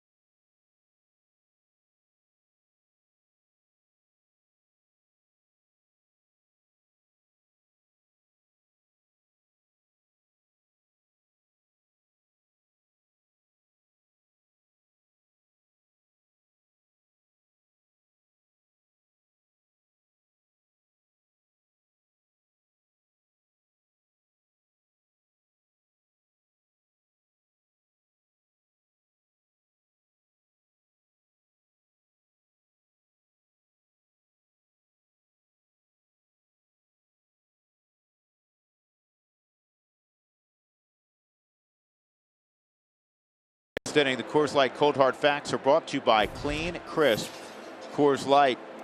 On this date, in 1984, Dennis Eckersley was traded along with Mike Brumley to the Cubs for one Bill Buckner. Eck started 3 seasons for the Cubs and was then traded to Oakland, where he transformed his career, becoming one of the most dominant closers in Major League history. And Billy Buckner, some good years in Boston, but most famous for the play he didn't make. With a career worthy of the Hall of Fame, one of the great hitters of our time. Welcome back, Bill Buckner.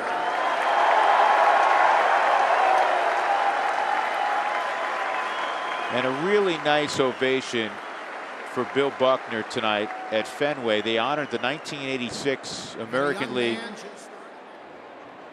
championship team, and he deserves that. I mean, you'd hate to have a career as great as his defined by one play, the ground ball off the bat of Mookie Wilson. There were some plays right after that that weren't made. I mean, yeah, everybody's going to say, well, it was Buckner, this. And it took him a while to be able to come back to Boston. Took him a while. I mean, he lived, and I don't know if he still does, Huey, up in Idaho. Boise, Idaho. Yeah. Boise's where the Rockies rookie ball club is now. Is that called a strike? It was called a strike. Because it was in the Subaru strike zone. It wasn't caught by Vasquez. Marco Hernandez is at second base now. And that's a strike. 2-2 on Mark Reynolds. Reynolds a single in 2 trips, had an RBI ground out in the second. 7-2 Boston. Foul tip.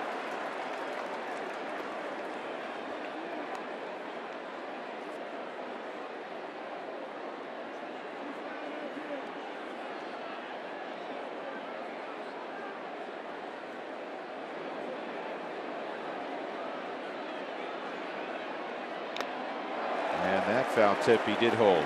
1 out. That's the 7th strikeout tonight for Wright. He struck out the first 3 of the ball game. I'll bring up Gerardo Parra.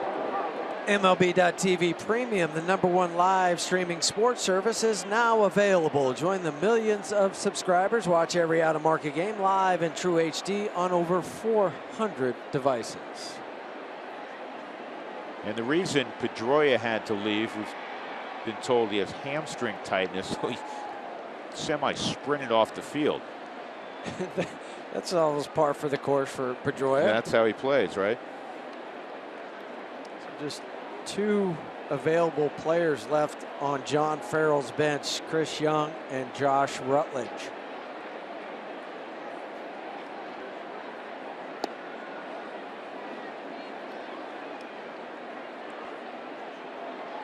Huey, another note on Billy Buckner. He played 22 years. This ball is skied to center. 2 outs. What was his lifetime batting average? He batted .289 with 174 homers, 2 doubles shy of 500, over 1,200 RBIs.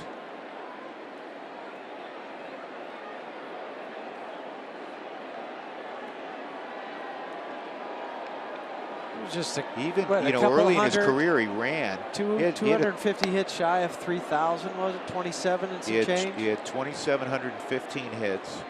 He stole 183 bags. Yeah, I never at the end you never would have imagined that. Not with those ankles. It's a sharp single for Ryan Rayburn. Second hit tonight for Rayburn.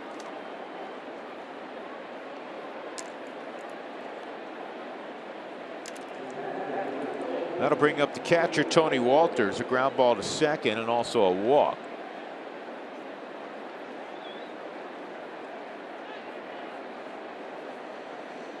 Rafael Noah drove in a run for the Isotopes, and they lead 7-2 over the Storm Chasers.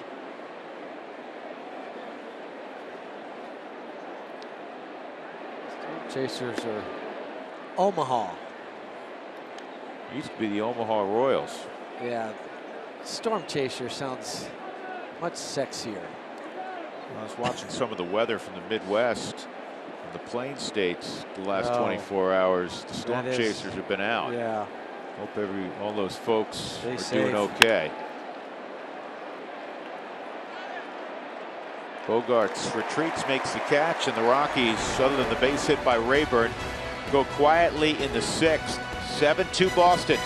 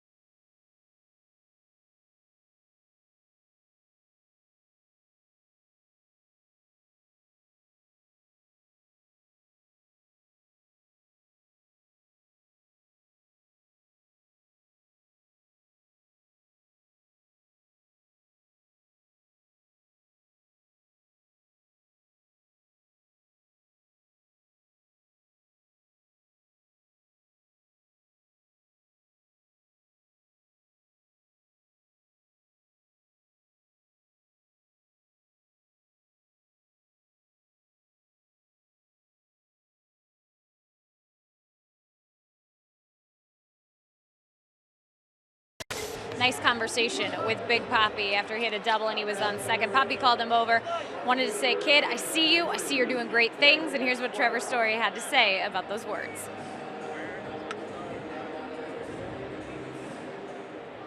We're getting some sound ready for you. So I got to talk to David Ortiz today about it. And he said, you know what? This is a kid that I heard about. I started seeing his home runs, and I had to let him know that I watched him, and as a veteran player, that was important to me. And as we mentioned it earlier, Big Papi loves this game. He feels like, you know, passing that legacy on and the love of the game to the younger players is really important. So he wanted Trevor to know that he saw him, and this is what Trevor had to say. For me, it's just kind of an honor to play with him, you know. I'm just so happy that I got to play with him. Yeah, and I just have a lot of respect for the guy, and you know, and what he's done in the game, and you know how he's treated it. So, yeah, to kind of, you know, have him acknowledge me and you know go out of his way to talk to me was pretty special. Papi described Trevor Story's face after they had that conversation as lighting up like an ice cream truck when he sees it coming. And Papi said, really, it gave me that childlike sense to this game. He said, I remember way back when, my first year, I felt like a kid in this game, and looking into his eyes last night, I know that's the future of where this game is going. And that's a pretty special moment. Yeah, Jenny, and good for you for going and getting that sound, because that was a special moment that we all witnessed, and it's nice to be able to eavesdrop and hear what was said from Big Papi to Trevor Story, who is such a bright young star. And Huey, I know how important this game is to you as a former player, to both of us. That's part of the, you know, the fabric of our families. And you, from a player standpoint, when you see a guy who has been an ambassador but realizes the importance of passing the torch, so to speak, I thought that was a beautiful moment last night. It was really heartwarming. I mean, I kind of throw that word around, but it was because of Big Papi and his legacy, what he means to the game, what he's done. To be able to talk to Trevor, who's just cutting his teeth now, and to have a special bond like that. I remember one time I was out at second base, Eddie Murray said, you know, I was talking to him, or he was at first base, I was talking to him for a moment, and to me, Eddie'd been in the game forever.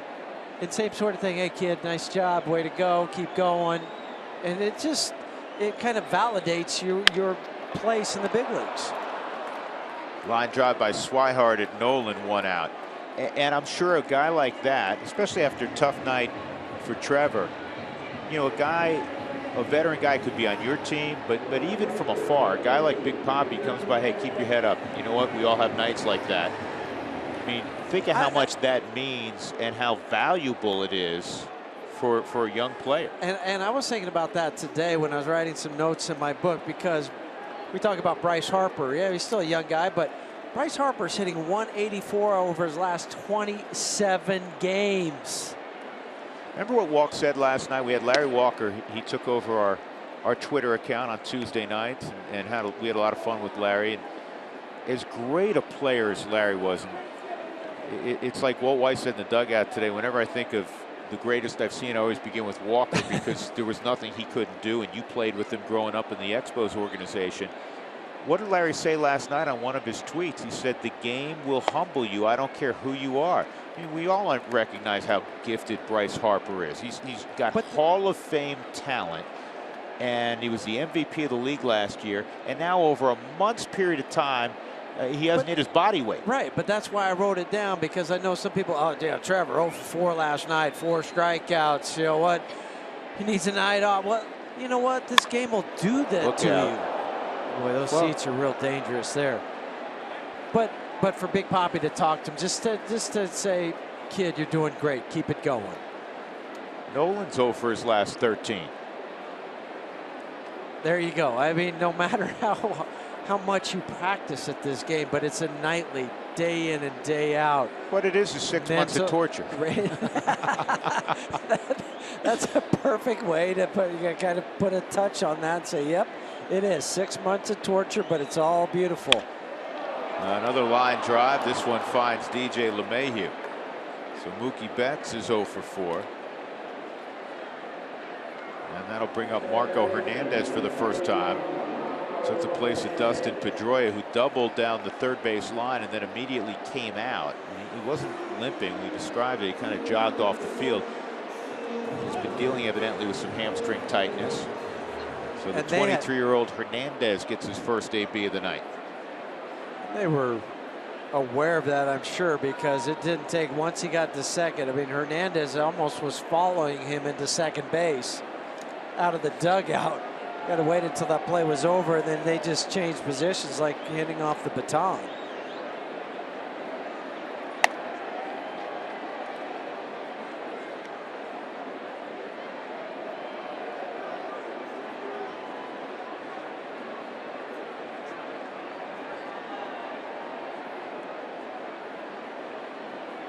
Chad Bettis cruised through the first 3 innings. He allowed 1 hit and there was a walk. That's it.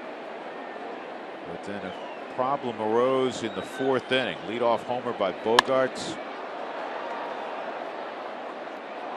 They would produce 4 runs in the 4th inning on 4 hits. And then the next inning, they chased Bettis with 3 more runs on a couple of hits.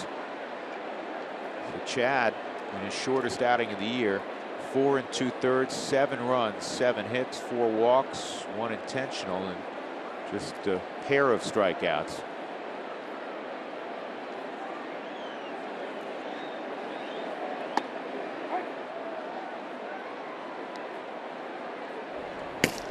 Gonzalez Germain has been so valuable for the Rockies.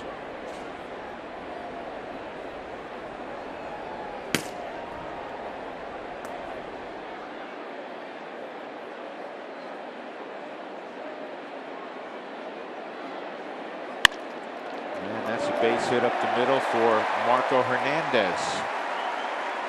8th hit for Boston. And that'll bring up Bogaerts. He extended his hitting streak to 18 games with the home run in the 4th. He's 1 for 2 and a walk. And if you missed it, Jackie Bradley Jr. had a single in his 2nd at bat, a sharp line drive to left. He's extended his hitting streak to 29 games. You know what's the longest hitting streak in the last half dozen years? Hang on a second. Gotta look back at my book from Well, yesterday. if you cheat, you'll figure it out. But it's not. You'd never think that this guy would produce a long hitting streak. Oh. And he's recently retired, I believe. Dan Ugla. Is that the one you're thinking about? Dan, the man from Ugla. Yeah, 33 games. Dan Ugla, who he had Popeye forearms, he hit a lot of home runs, but you know, Dan struck out a ton. He's not a guy that you'd think would produce a long hitting streak. He had that 33 gamer a few years back. I mean, he had years it was a struggle to hit over 200. I can remember with the 174, 176 area from Dan.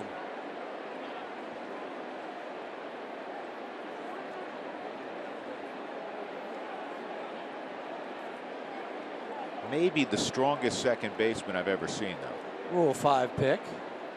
Great out of the Arizona organization. Right. 0-2 on Bogaerts.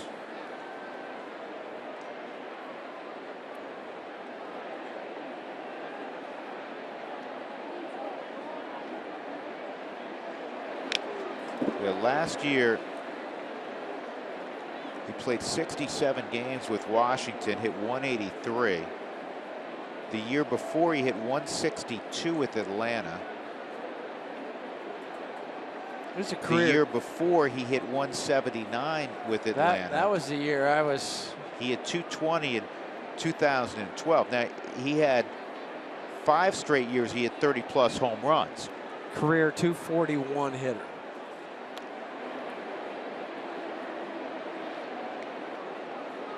The year, it was 2010 when he had the 33-game hitting streak, and he had 287, 33 home runs, 105 ribbies. That was his best year, also 31 doubles.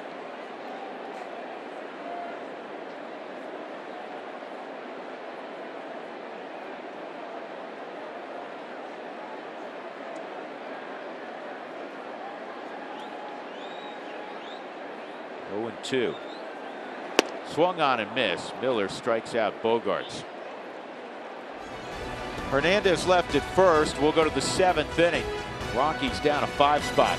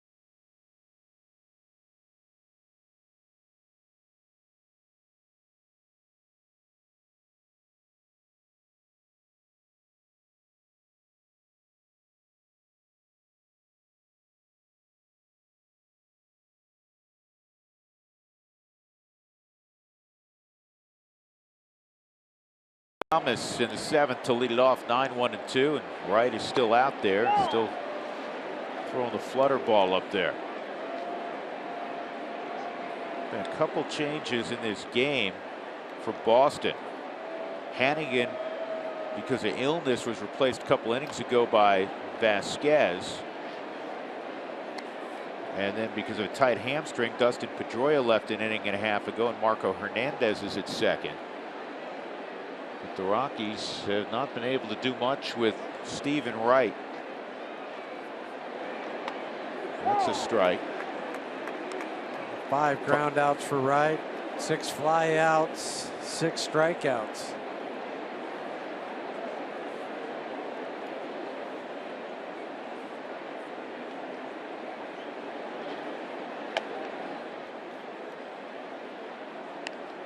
Thomas lined to center with runners at second and third in the 4th inning on a 3-1 pitch. That was a key sequence.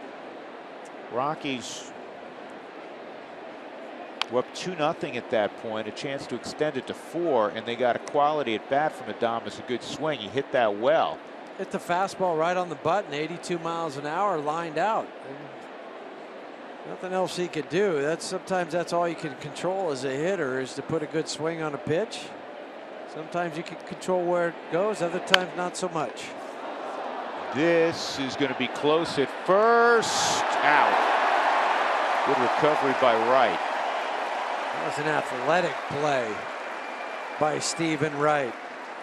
First he has to leap up, have it go off the top of his glove, and then chase it down behind the mound about 4 or 5 feet, barehanded, spin, and throw to first base.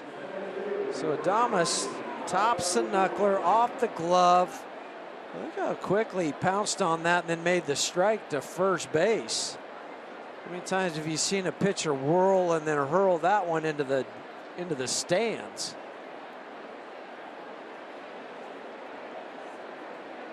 One out, Blackman 0 for 2 and a walk. Charlie had a home run last night against David Price, first left-handed hitter to trot around the bases against David Price this year.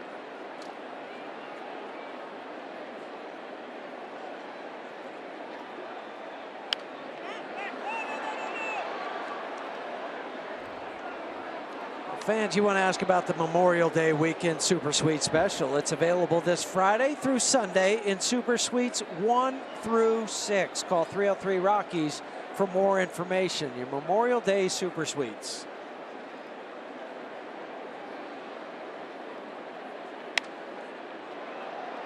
Foul ground. Shaw makes the catch.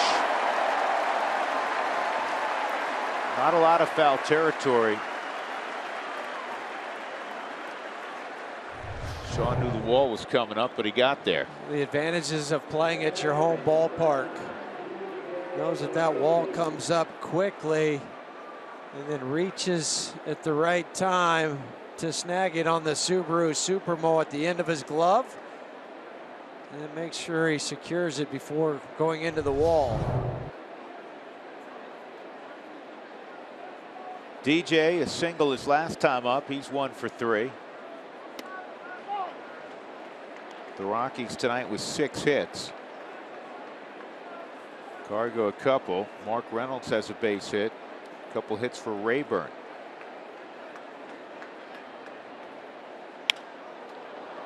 This ball's well struck, but it's going to be an easy play in center for Jackie Bradley Jr.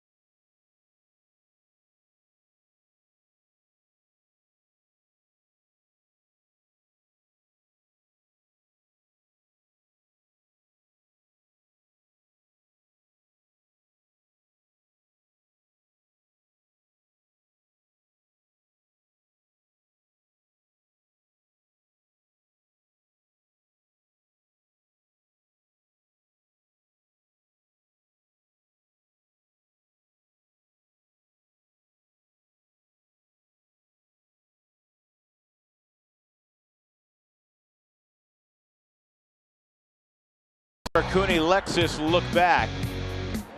The Red Sox were trailing 2-0 when Xander Bogaerts hit one over the monster, hit one over the seats up there on a Lansdowne Street. And that precipitated a 4-run rally in the 4th inning. And then Boston would add on from there with 3 in the 5th. Charlie couldn't catch that one. A triple from Swihart, which scored 2. 7-2 Boston.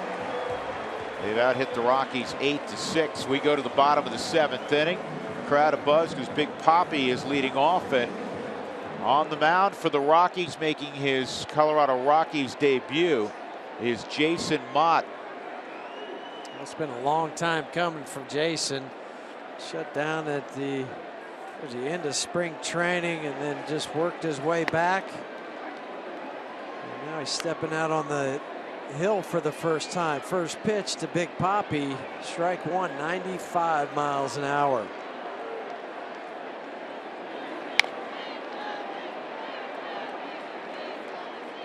Walt was discussing what his role was going to be for Jason Mott as he came back. He said, I'm not going to put him right out there immediately in a tough situation. So this is a case for him to get his feet wet, get that adrenaline rush, get his work in. Well, so in 2 or 3 times out from here, then you slide him back into those important roles. This guy who had 42 saves in 2012 with the Cardinals.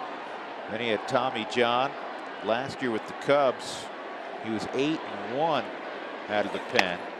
And there's that good fastball, and he strikes out Big Papi at 97. Boy, that's good to see, huh? Well, it is, because you know you still have the velocity on your fastball. Like, this is important for Jason because he uses it over 95% of the time. So you want to make sure you have that fastball. The 2 guys out in the bullpen. Well, Jake's gone down just a hair because he's been throwing more curveballs, but still 95.5 and 94%. Impressive. Well, in a minute we talk about all fastballs. He throws a slider to Hanley. That's why Hanley's laughing. He's like, what? Come on. I got the scouting report. You're not supposed to do that.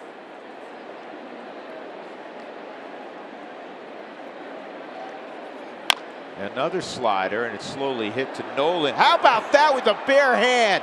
Who needs a glove? Well, who fields that with their bare hand? Nolan, because he has Velcro on his hand. Have you ever seen a guy take that ball? It was still moving at a decent velocity. No, the rule is if it's rolling, you can barehand. If it's bouncing, you catch it with your glove, unless your name is Nolan. That's a short hop. What's he doing? Go talk to him. You know what I tell him? Great job, because you are the best in the game. Keep doing what you're doing, pal. Crazy good. You know what? He's wicked good. Wicked good. That's how these Bostoners would say it. Wicked good. It's wicked good. Jackie Bradley Jr. again in the 4th inning, a base hit. He's hitting 29 in a row. He gets a slider.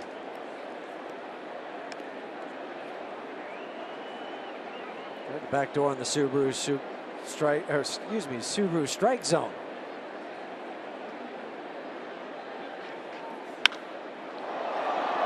High fly ball near the monster, and it's going to be off the monster. That is a Fenway double.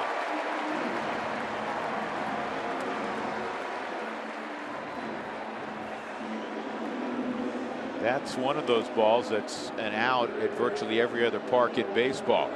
So a 2-out double. That'll bring up Travis Shaw the day after every Rockies victory. Get 50% off your online order at Papa John's. Use the promo code ROXWIN at papajohns.com.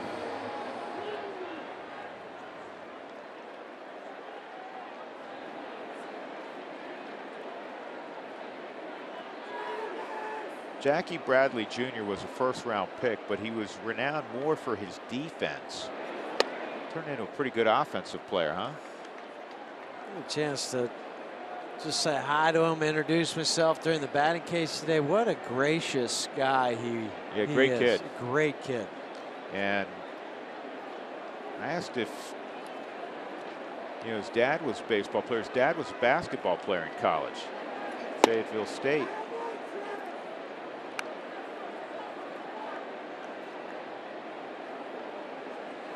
And he's a product of the University of South Carolina, that great baseball program. Won a national championship, in fact, in 2010 with the Gamecocks. He had 368. Was named the most outstanding player in Omaha at the College World Series. 2-0. There's a strike.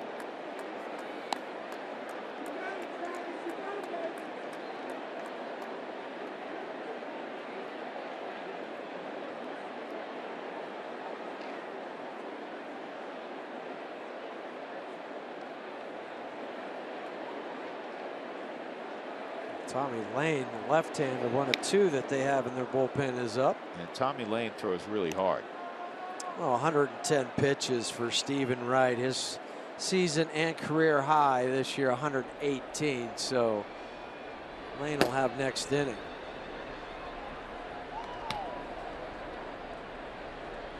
Two and two on Shaw. Single and a double in 3 trips. He's driven in 3. Boston up 7-2. Now Shaw backed out, and then he stepped back in. Mott said, all right, I'd play that game. So Jason takes a walk.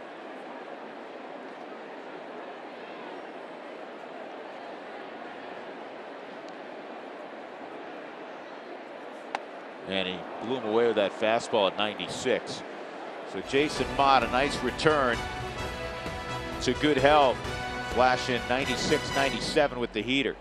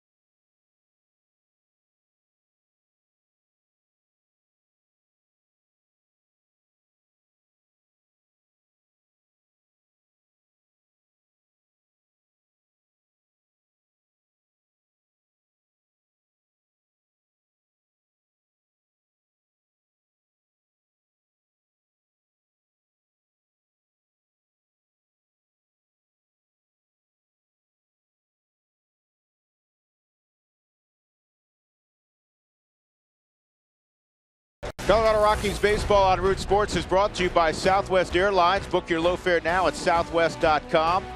By Wells Fargo. Wells Fargo customers get your 2-for-1 Rockies club level tickets by visiting wellsfargo.com/Rockies. By Reserve Casino Hotel, I-70 West, exit 243 at Central City. And by Volkswagen.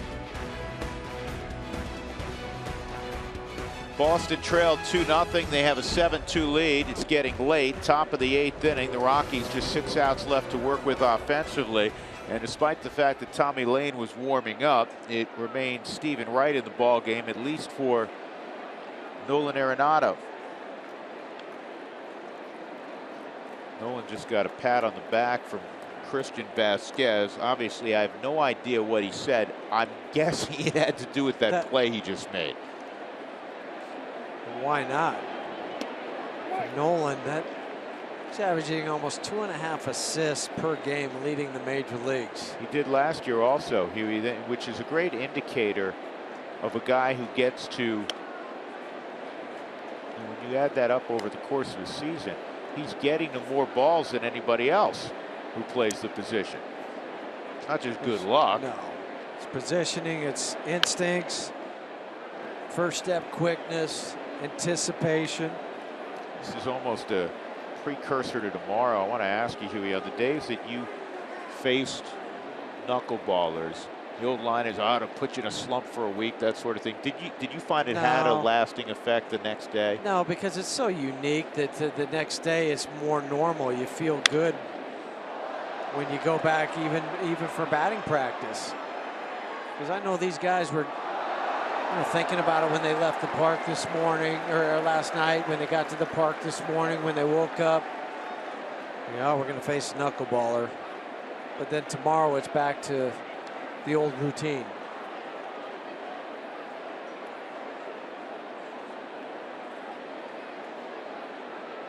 This is a tough week for the Rockies. You had the rain out, so you stayed in Pittsburgh, then 3 against the Red Sox, as hot a team as anybody in baseball, not named the San Francisco Giants, and then you return home in the middle of the night Thursday and open up a 3-game set at home against those Giants. And San Francisco won today, and they have an off day tomorrow.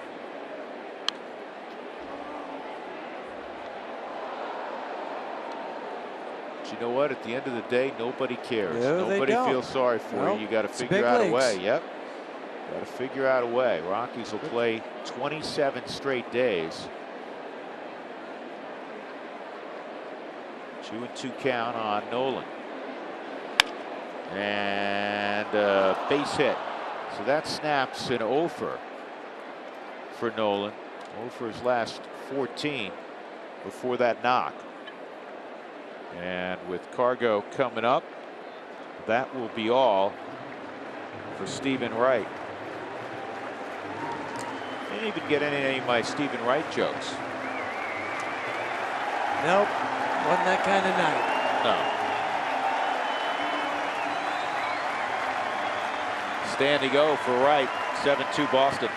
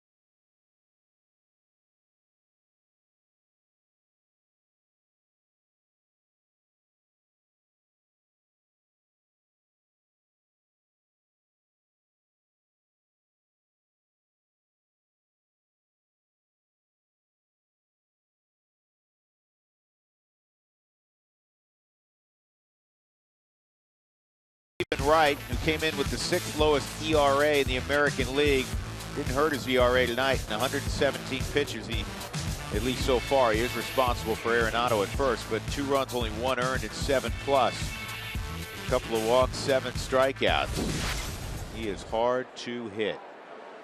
Cargo had a couple of knocks off him, 1 an infield hit. He's 2 for 3 tonight as he steps in against Tommy Lane.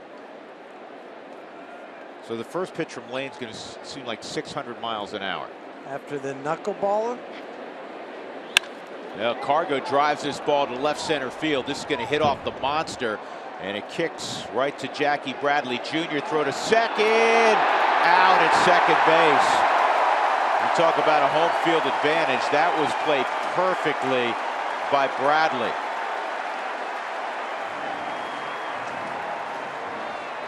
Each day we've been here, the outfielders for the Red Sox have taking balls off the green monster. And this time Jackie Bradley Jr. played it just right. I'm trying to see, dude. Look at the hand. Did he get, well, he couldn't have gotten spiked. Cargo went in head first.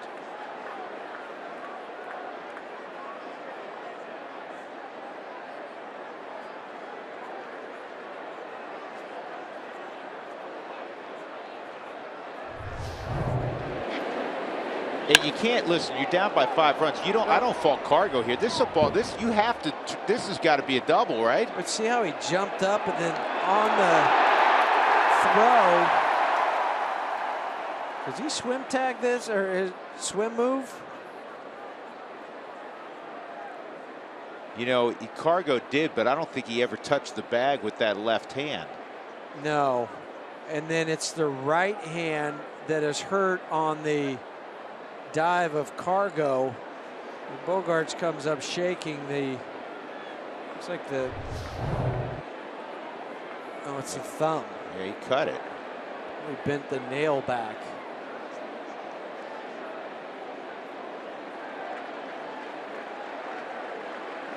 They did review that, but he was ruled out. Well, here's, you know, you got to look for some silver linings the last couple of days.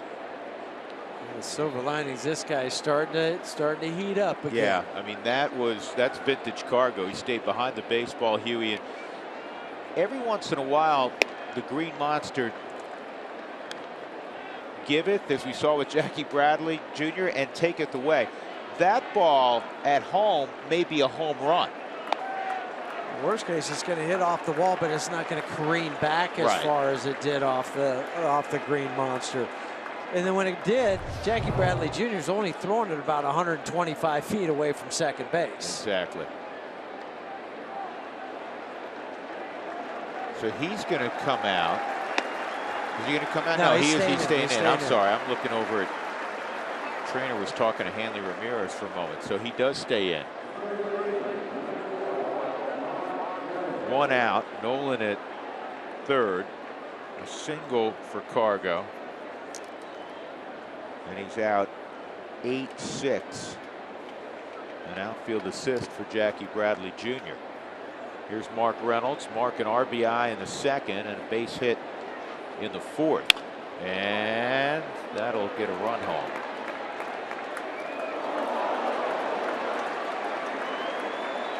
And it's 7-3.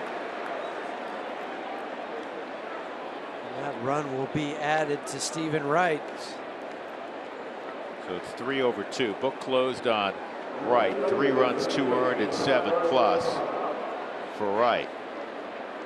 2 outs, nobody on for Parra. Fans elect a Rockies player to celebrate during the Thursday, June 1st game. Buy this special ticket package and get the exclusive player elect personalized T-shirt. Parra, a couple of strikeouts and a fly ball to center field.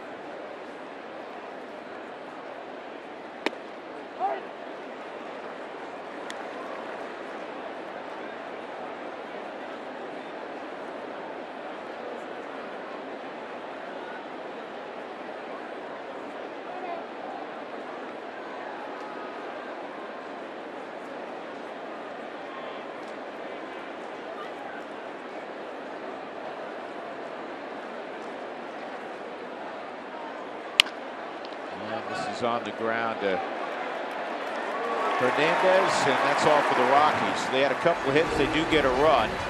We'll go to the bottom of the 8th inning. It's 7-3 Boston.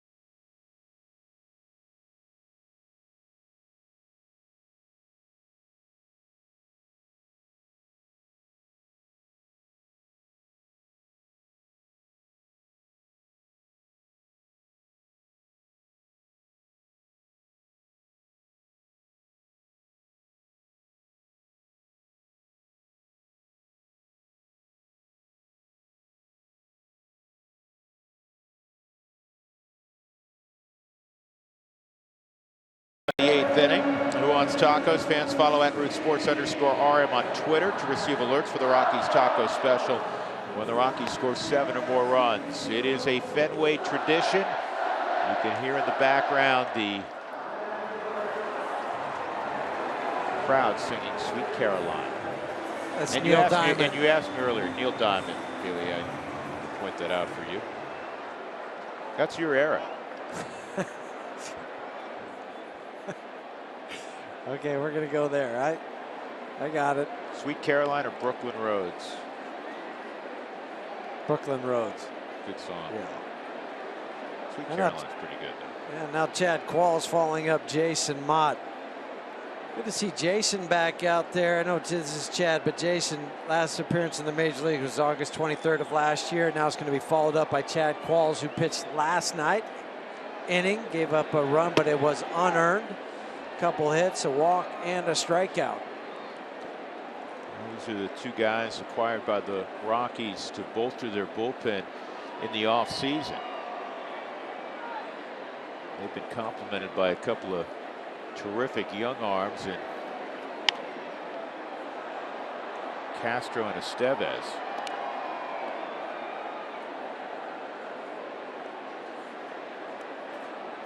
Two strikes on Christian Vasquez. Well, if the Rockies are unable to flip the tables on Boston tonight in the 9th, the two positives off the top of my head that I'll take away from this game, Huey, as this is slowly hit to short, and Adames with the quick hands. Good play by Christian.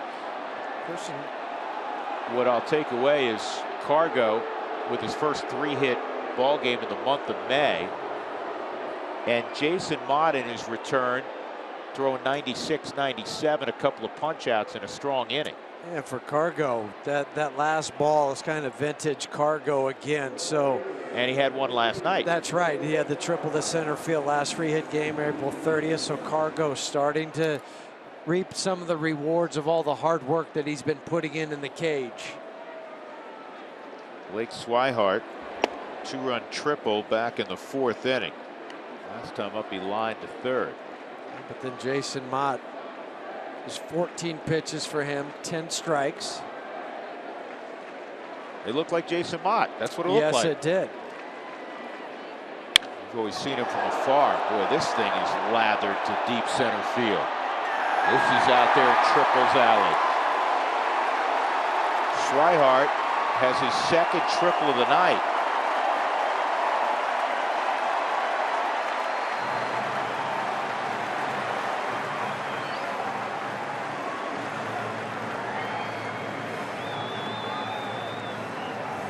That is the 10th hit of the night for Boston, which means they now have 10 or more hits in 17 of 19 games. This was the same place that his other triple was. Right at the base of the center field wall in the 420 area. And now with that runner at 3rd, Rockies will pull their infield in. Mookie Betts hit the ball hard a couple times, but he's 0 for 4. And he takes a strike.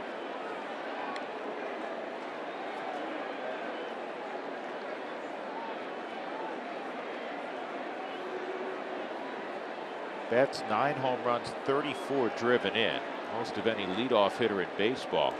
He has 103 driven in since the start of 2015.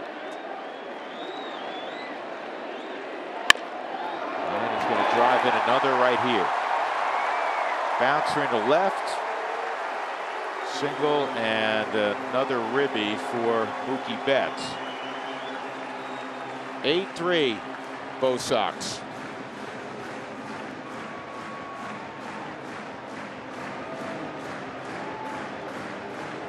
Mookie just chops this one in front of a home plate, but strong enough to get the big high hop over the head of Nolan. And we know if Nolan can't make the play, nobody's making the play. It's 11 hits tonight for Boston. So in 12 out of the last 14 games for the Red Sox, 12 out of the last 4, they've had 6 or more runs or 11 or more hits in those games. It's really ridiculous what they're doing offensively right now.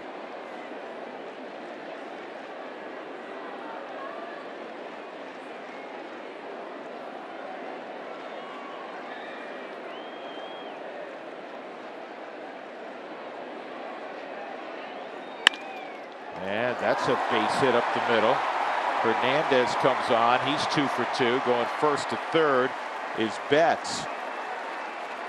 So he steps in for Pedroia, perennial all-star, and he's got 2 knocks. And that'll bring up Xander Bogaerts. 3 straight sharp hits against Chad Qualls here in the bottom of the 8th. Rockies Rookies members can run the bases after the May 29th game, open to kids 15 and under. Members get discounted Rockies tickets, access to members-only events, and more. So make sure you join up and you run the bases after the game on May 29th, all you Rockies rookies.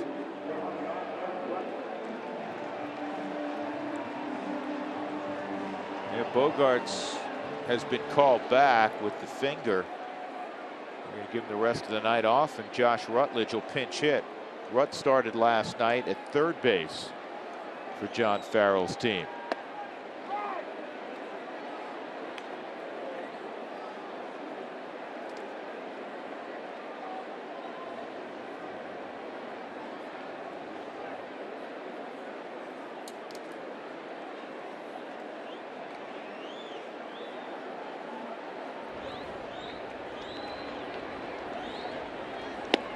Their plus minus, their run differential, Huey, is plus 76, including their 5-run lead currently.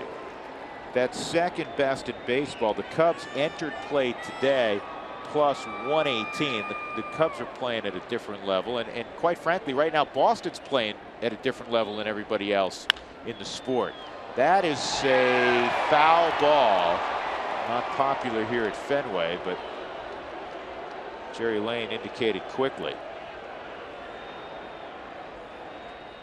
That's the run differential in baseball. The Nationals are there. The somewhat surprising Mariners are plus 44, being led by Robbie Cano.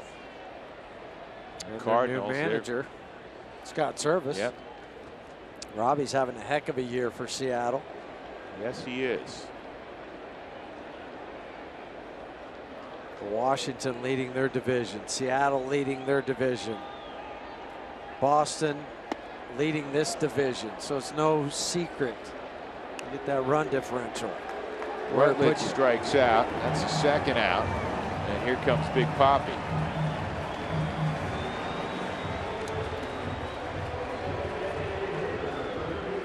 For 2 and a couple of walks tonight. One of those walks was intentional.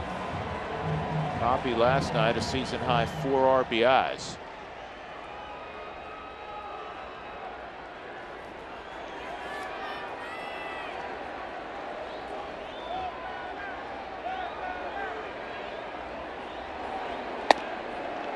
You know, the other day when he went 4 for 4 against Cleveland with a home run and 2 doubles, he became the second oldest player since 1900 to go 4 for 4 or better with 3 extra base hits.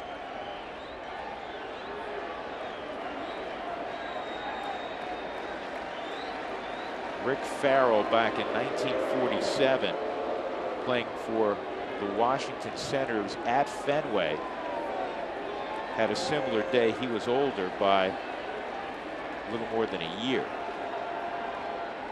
Here's the 1-0. 2-0. Well, it sits 2-0. It'll give us time for our Colorado Lottery pitch probability, and this is Big Papi against all right-handed pitchers.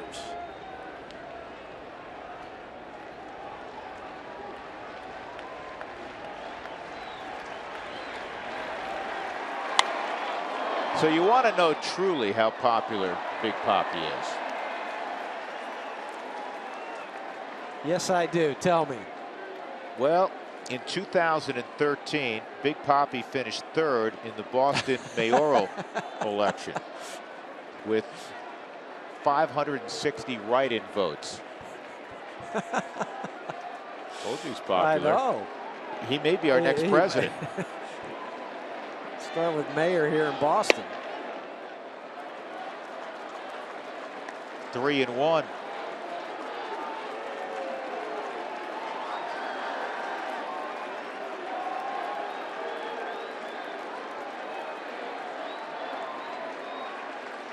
Rockies at one point had a 2-0 lead in this game.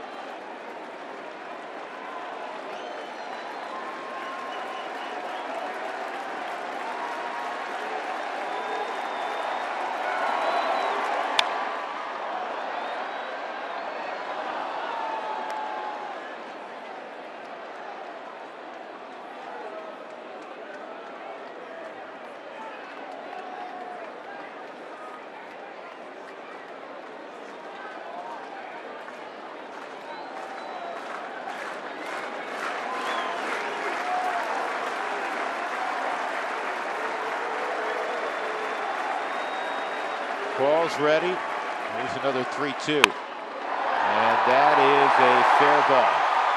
One run is scored. Hernandez sprinting home. He'll score. And it's a double for David Ortiz. And Boston has reached double figures. It's 10-3. RBIs 42 and 43.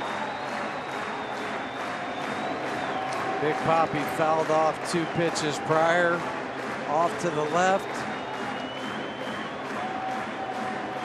And goes down and gets that one, hits it off the end of the bat. It's the slider. Some strength to hit it where he did on the bat. Another double for Big Papi.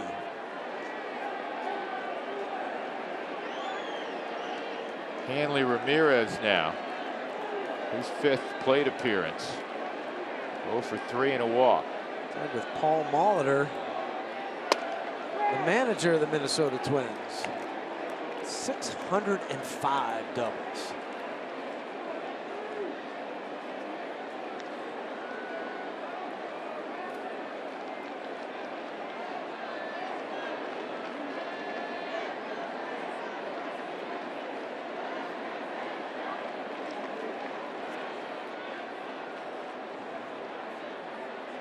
Four hits here in the bottom of the 8th inning for Boston. 3 runs against Chad Qualls.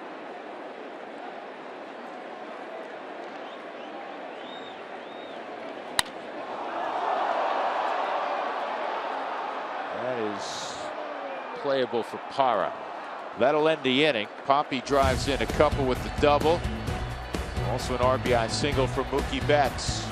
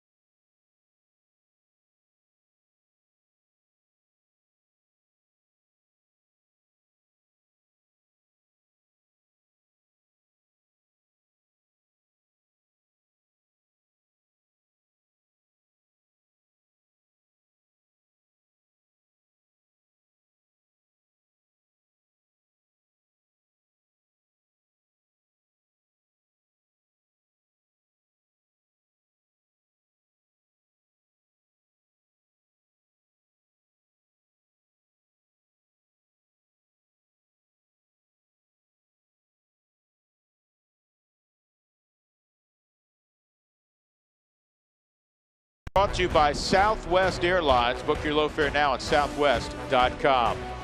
This one has gotten away from the Rockies at Fenway tonight.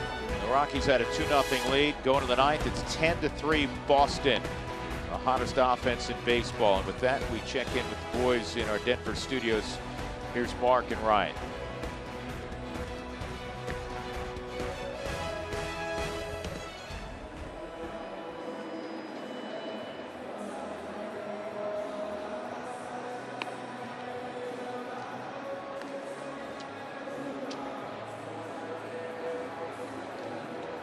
All right, fellas, thanks very much. Ryan Rayburn's going to lead it off defensively for Boston. Marco Hernandez will slide from second to short with Bogarts out of the game. And Josh Rutledge will play second base. And Junichi Tozawa will throw the ninth inning. Guy that's utilized a lot out of the bullpen for Boston since 2013. He's tied for 6th among American League relievers in games, 222 games, averaging over a strikeout per inning pitched and a batting average of 150 against Tozawa. Lefty's hitting 150, or excuse me, 080, right-handers 200. Rayburn's thrown out a couple of hits tonight. He takes strike one.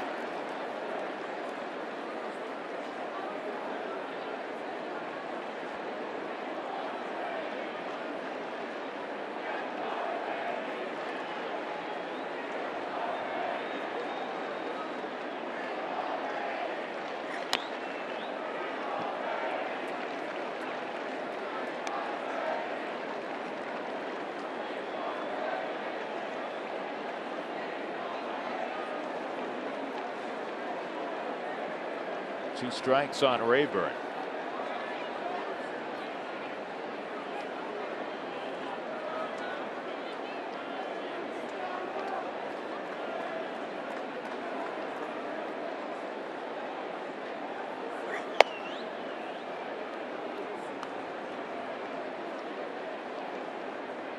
Rockies began the day with a 10-11 mark in the month of May. And right at 500 on the road at 13-13.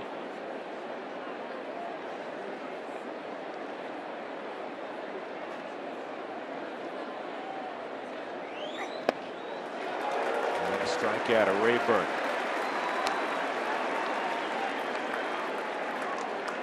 The hesitation and then the split finger, a hard split finger. Rayburn swings over the top of it. It's going to be a tall order tomorrow for John Gray. He rebound after his outing, but they need to get some length out of their starting pitching. Tonight it was 4 2/3, and that was the longest start they've had in the last 3 nights. Last night, De La Rosa 3 1/3, and of course Monday Jordan Lyles 2 1/3. Curveball on Walters is a strike.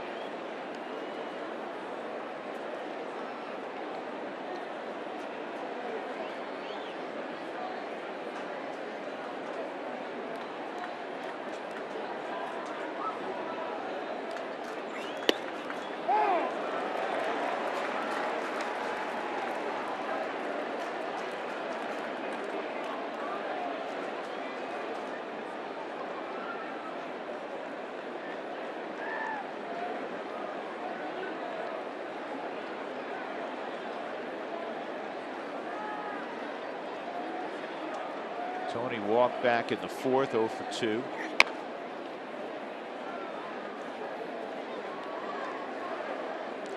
Nick Hundley swung the bat again today and swung it in the cage full go.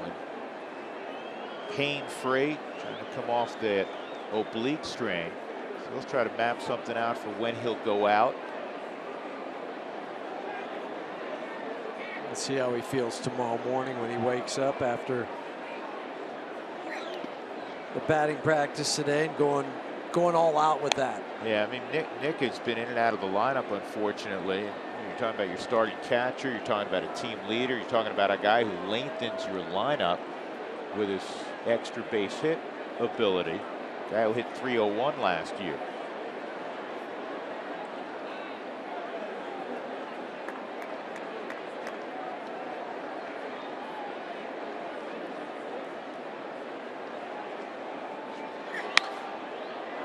Another guy not as far along in the whole process with the oblique is Christian Bergman. Said it's finally starting to feel better. We can do the normal activities, and not so much baseball activities, but just day-to-day activities where it doesn't hurt or it doesn't grab him. That one's going to be a while. Yes, it will. You have to be completely pain-free and then start the rebuilding of the arm.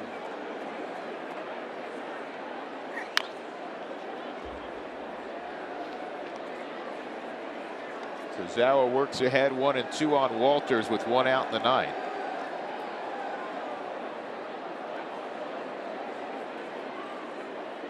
Rockies held to 6 hits, losing 8-3 last night. They have 8 hits tonight.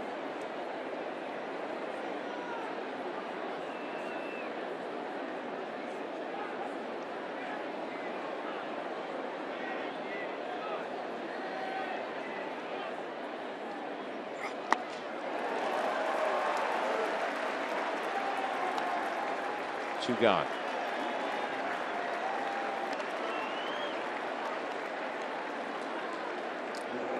Two gone. That'll bring up Christian Adames.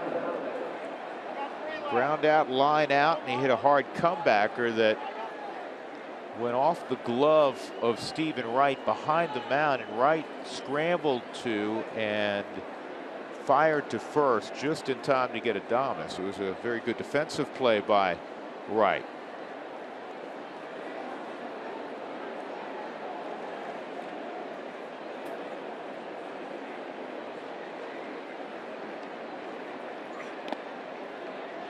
Ball 1 on Christian. Rockies came into the ball game, Huey, hitting just .226 on the trip, averaging a smidgen over 3 runs a game, and they're locked in on 3 runs again tonight. Some missed opportunities. It just there's not enough at bats back to back. Well, and at the end of the day, you got to get an outing, and Chad has been so good this year, and he was really good the first time through the lineup, but you got to get an outing where you put up a stop sign on the other team's offense for more than 3 innings, and that has not happened. Obviously, no. De La Rosa got in trouble very early last night. And that's why I mentioned earlier this half inning about John Gray tomorrow and what he's going to have to do. Look out. Smoke back up the middle through the originator for Adames.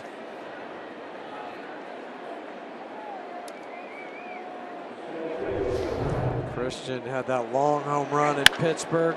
These at bats, Huey, as you well know, not lost on the manager. No. Not lost on Blake Doyle, the hitting coach, well, because they're professional. Well, and you remember on Sunday for Christian, after hitting the home run on Saturday night, Sunday he hits a double in the first inning of that game that was rained out, and then is not in the lineup on Monday. So he gets a chance tonight, gets a base hit right back over the head of the pitcher in the top of the 9th inning. No, they're not lost, and kudos to Christian for battling up there.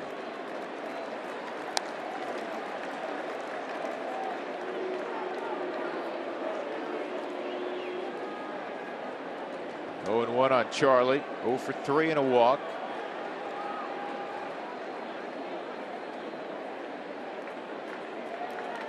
Rockies will face Clay Buchholz tomorrow. He's just 2 and 4 and has very high ERA. He hasn't pitched like Clay Buchholz. This is tailing toward the gap in left center field. Cut off by Bradley. Charlie, after watching what happened earlier with Cargo, will shut it down at first. A long single, first and third with 2 outs for LeMahieu.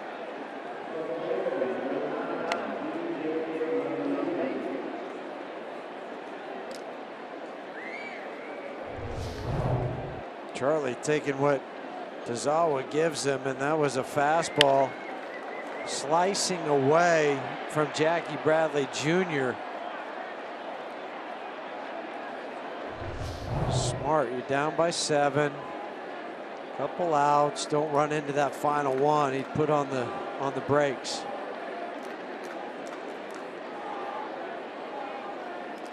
Charlie will move up. So it's second and third. DJ had a base hit in the 5th inning.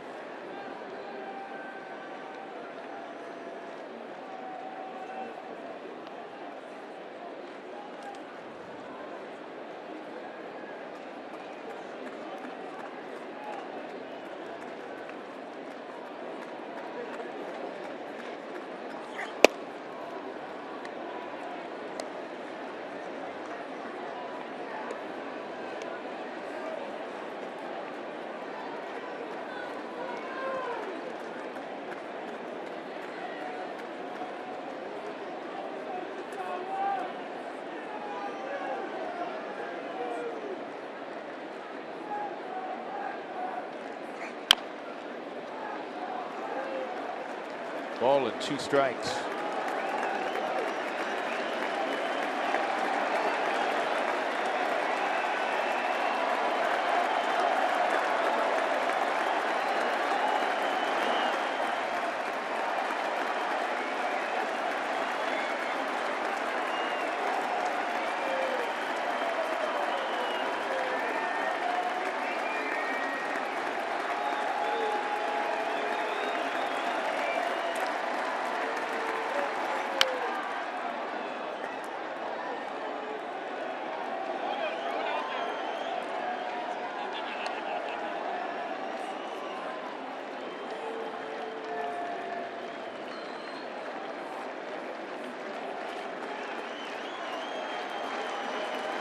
Much of the crowd still intact tonight at Fenway Park, and they are standing.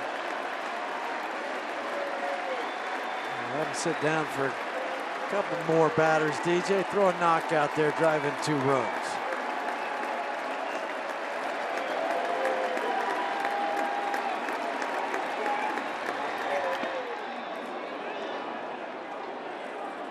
Job by DJ staying off that. 2-2.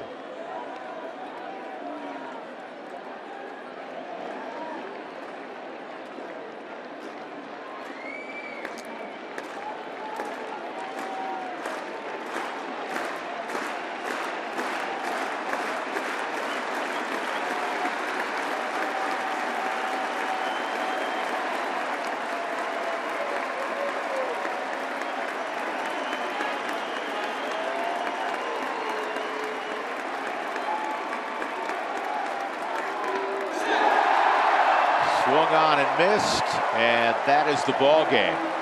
The Red Sox have won game 2 of this 3-game set, 10-3 after winning 8-3 yesterday. They've outscored the Rockies 18-6 in the first 2 ball games. Stephen Wright gets the victory. Chad Bettis takes the loss. The Rockies have now lost 29 of their last 36 interleague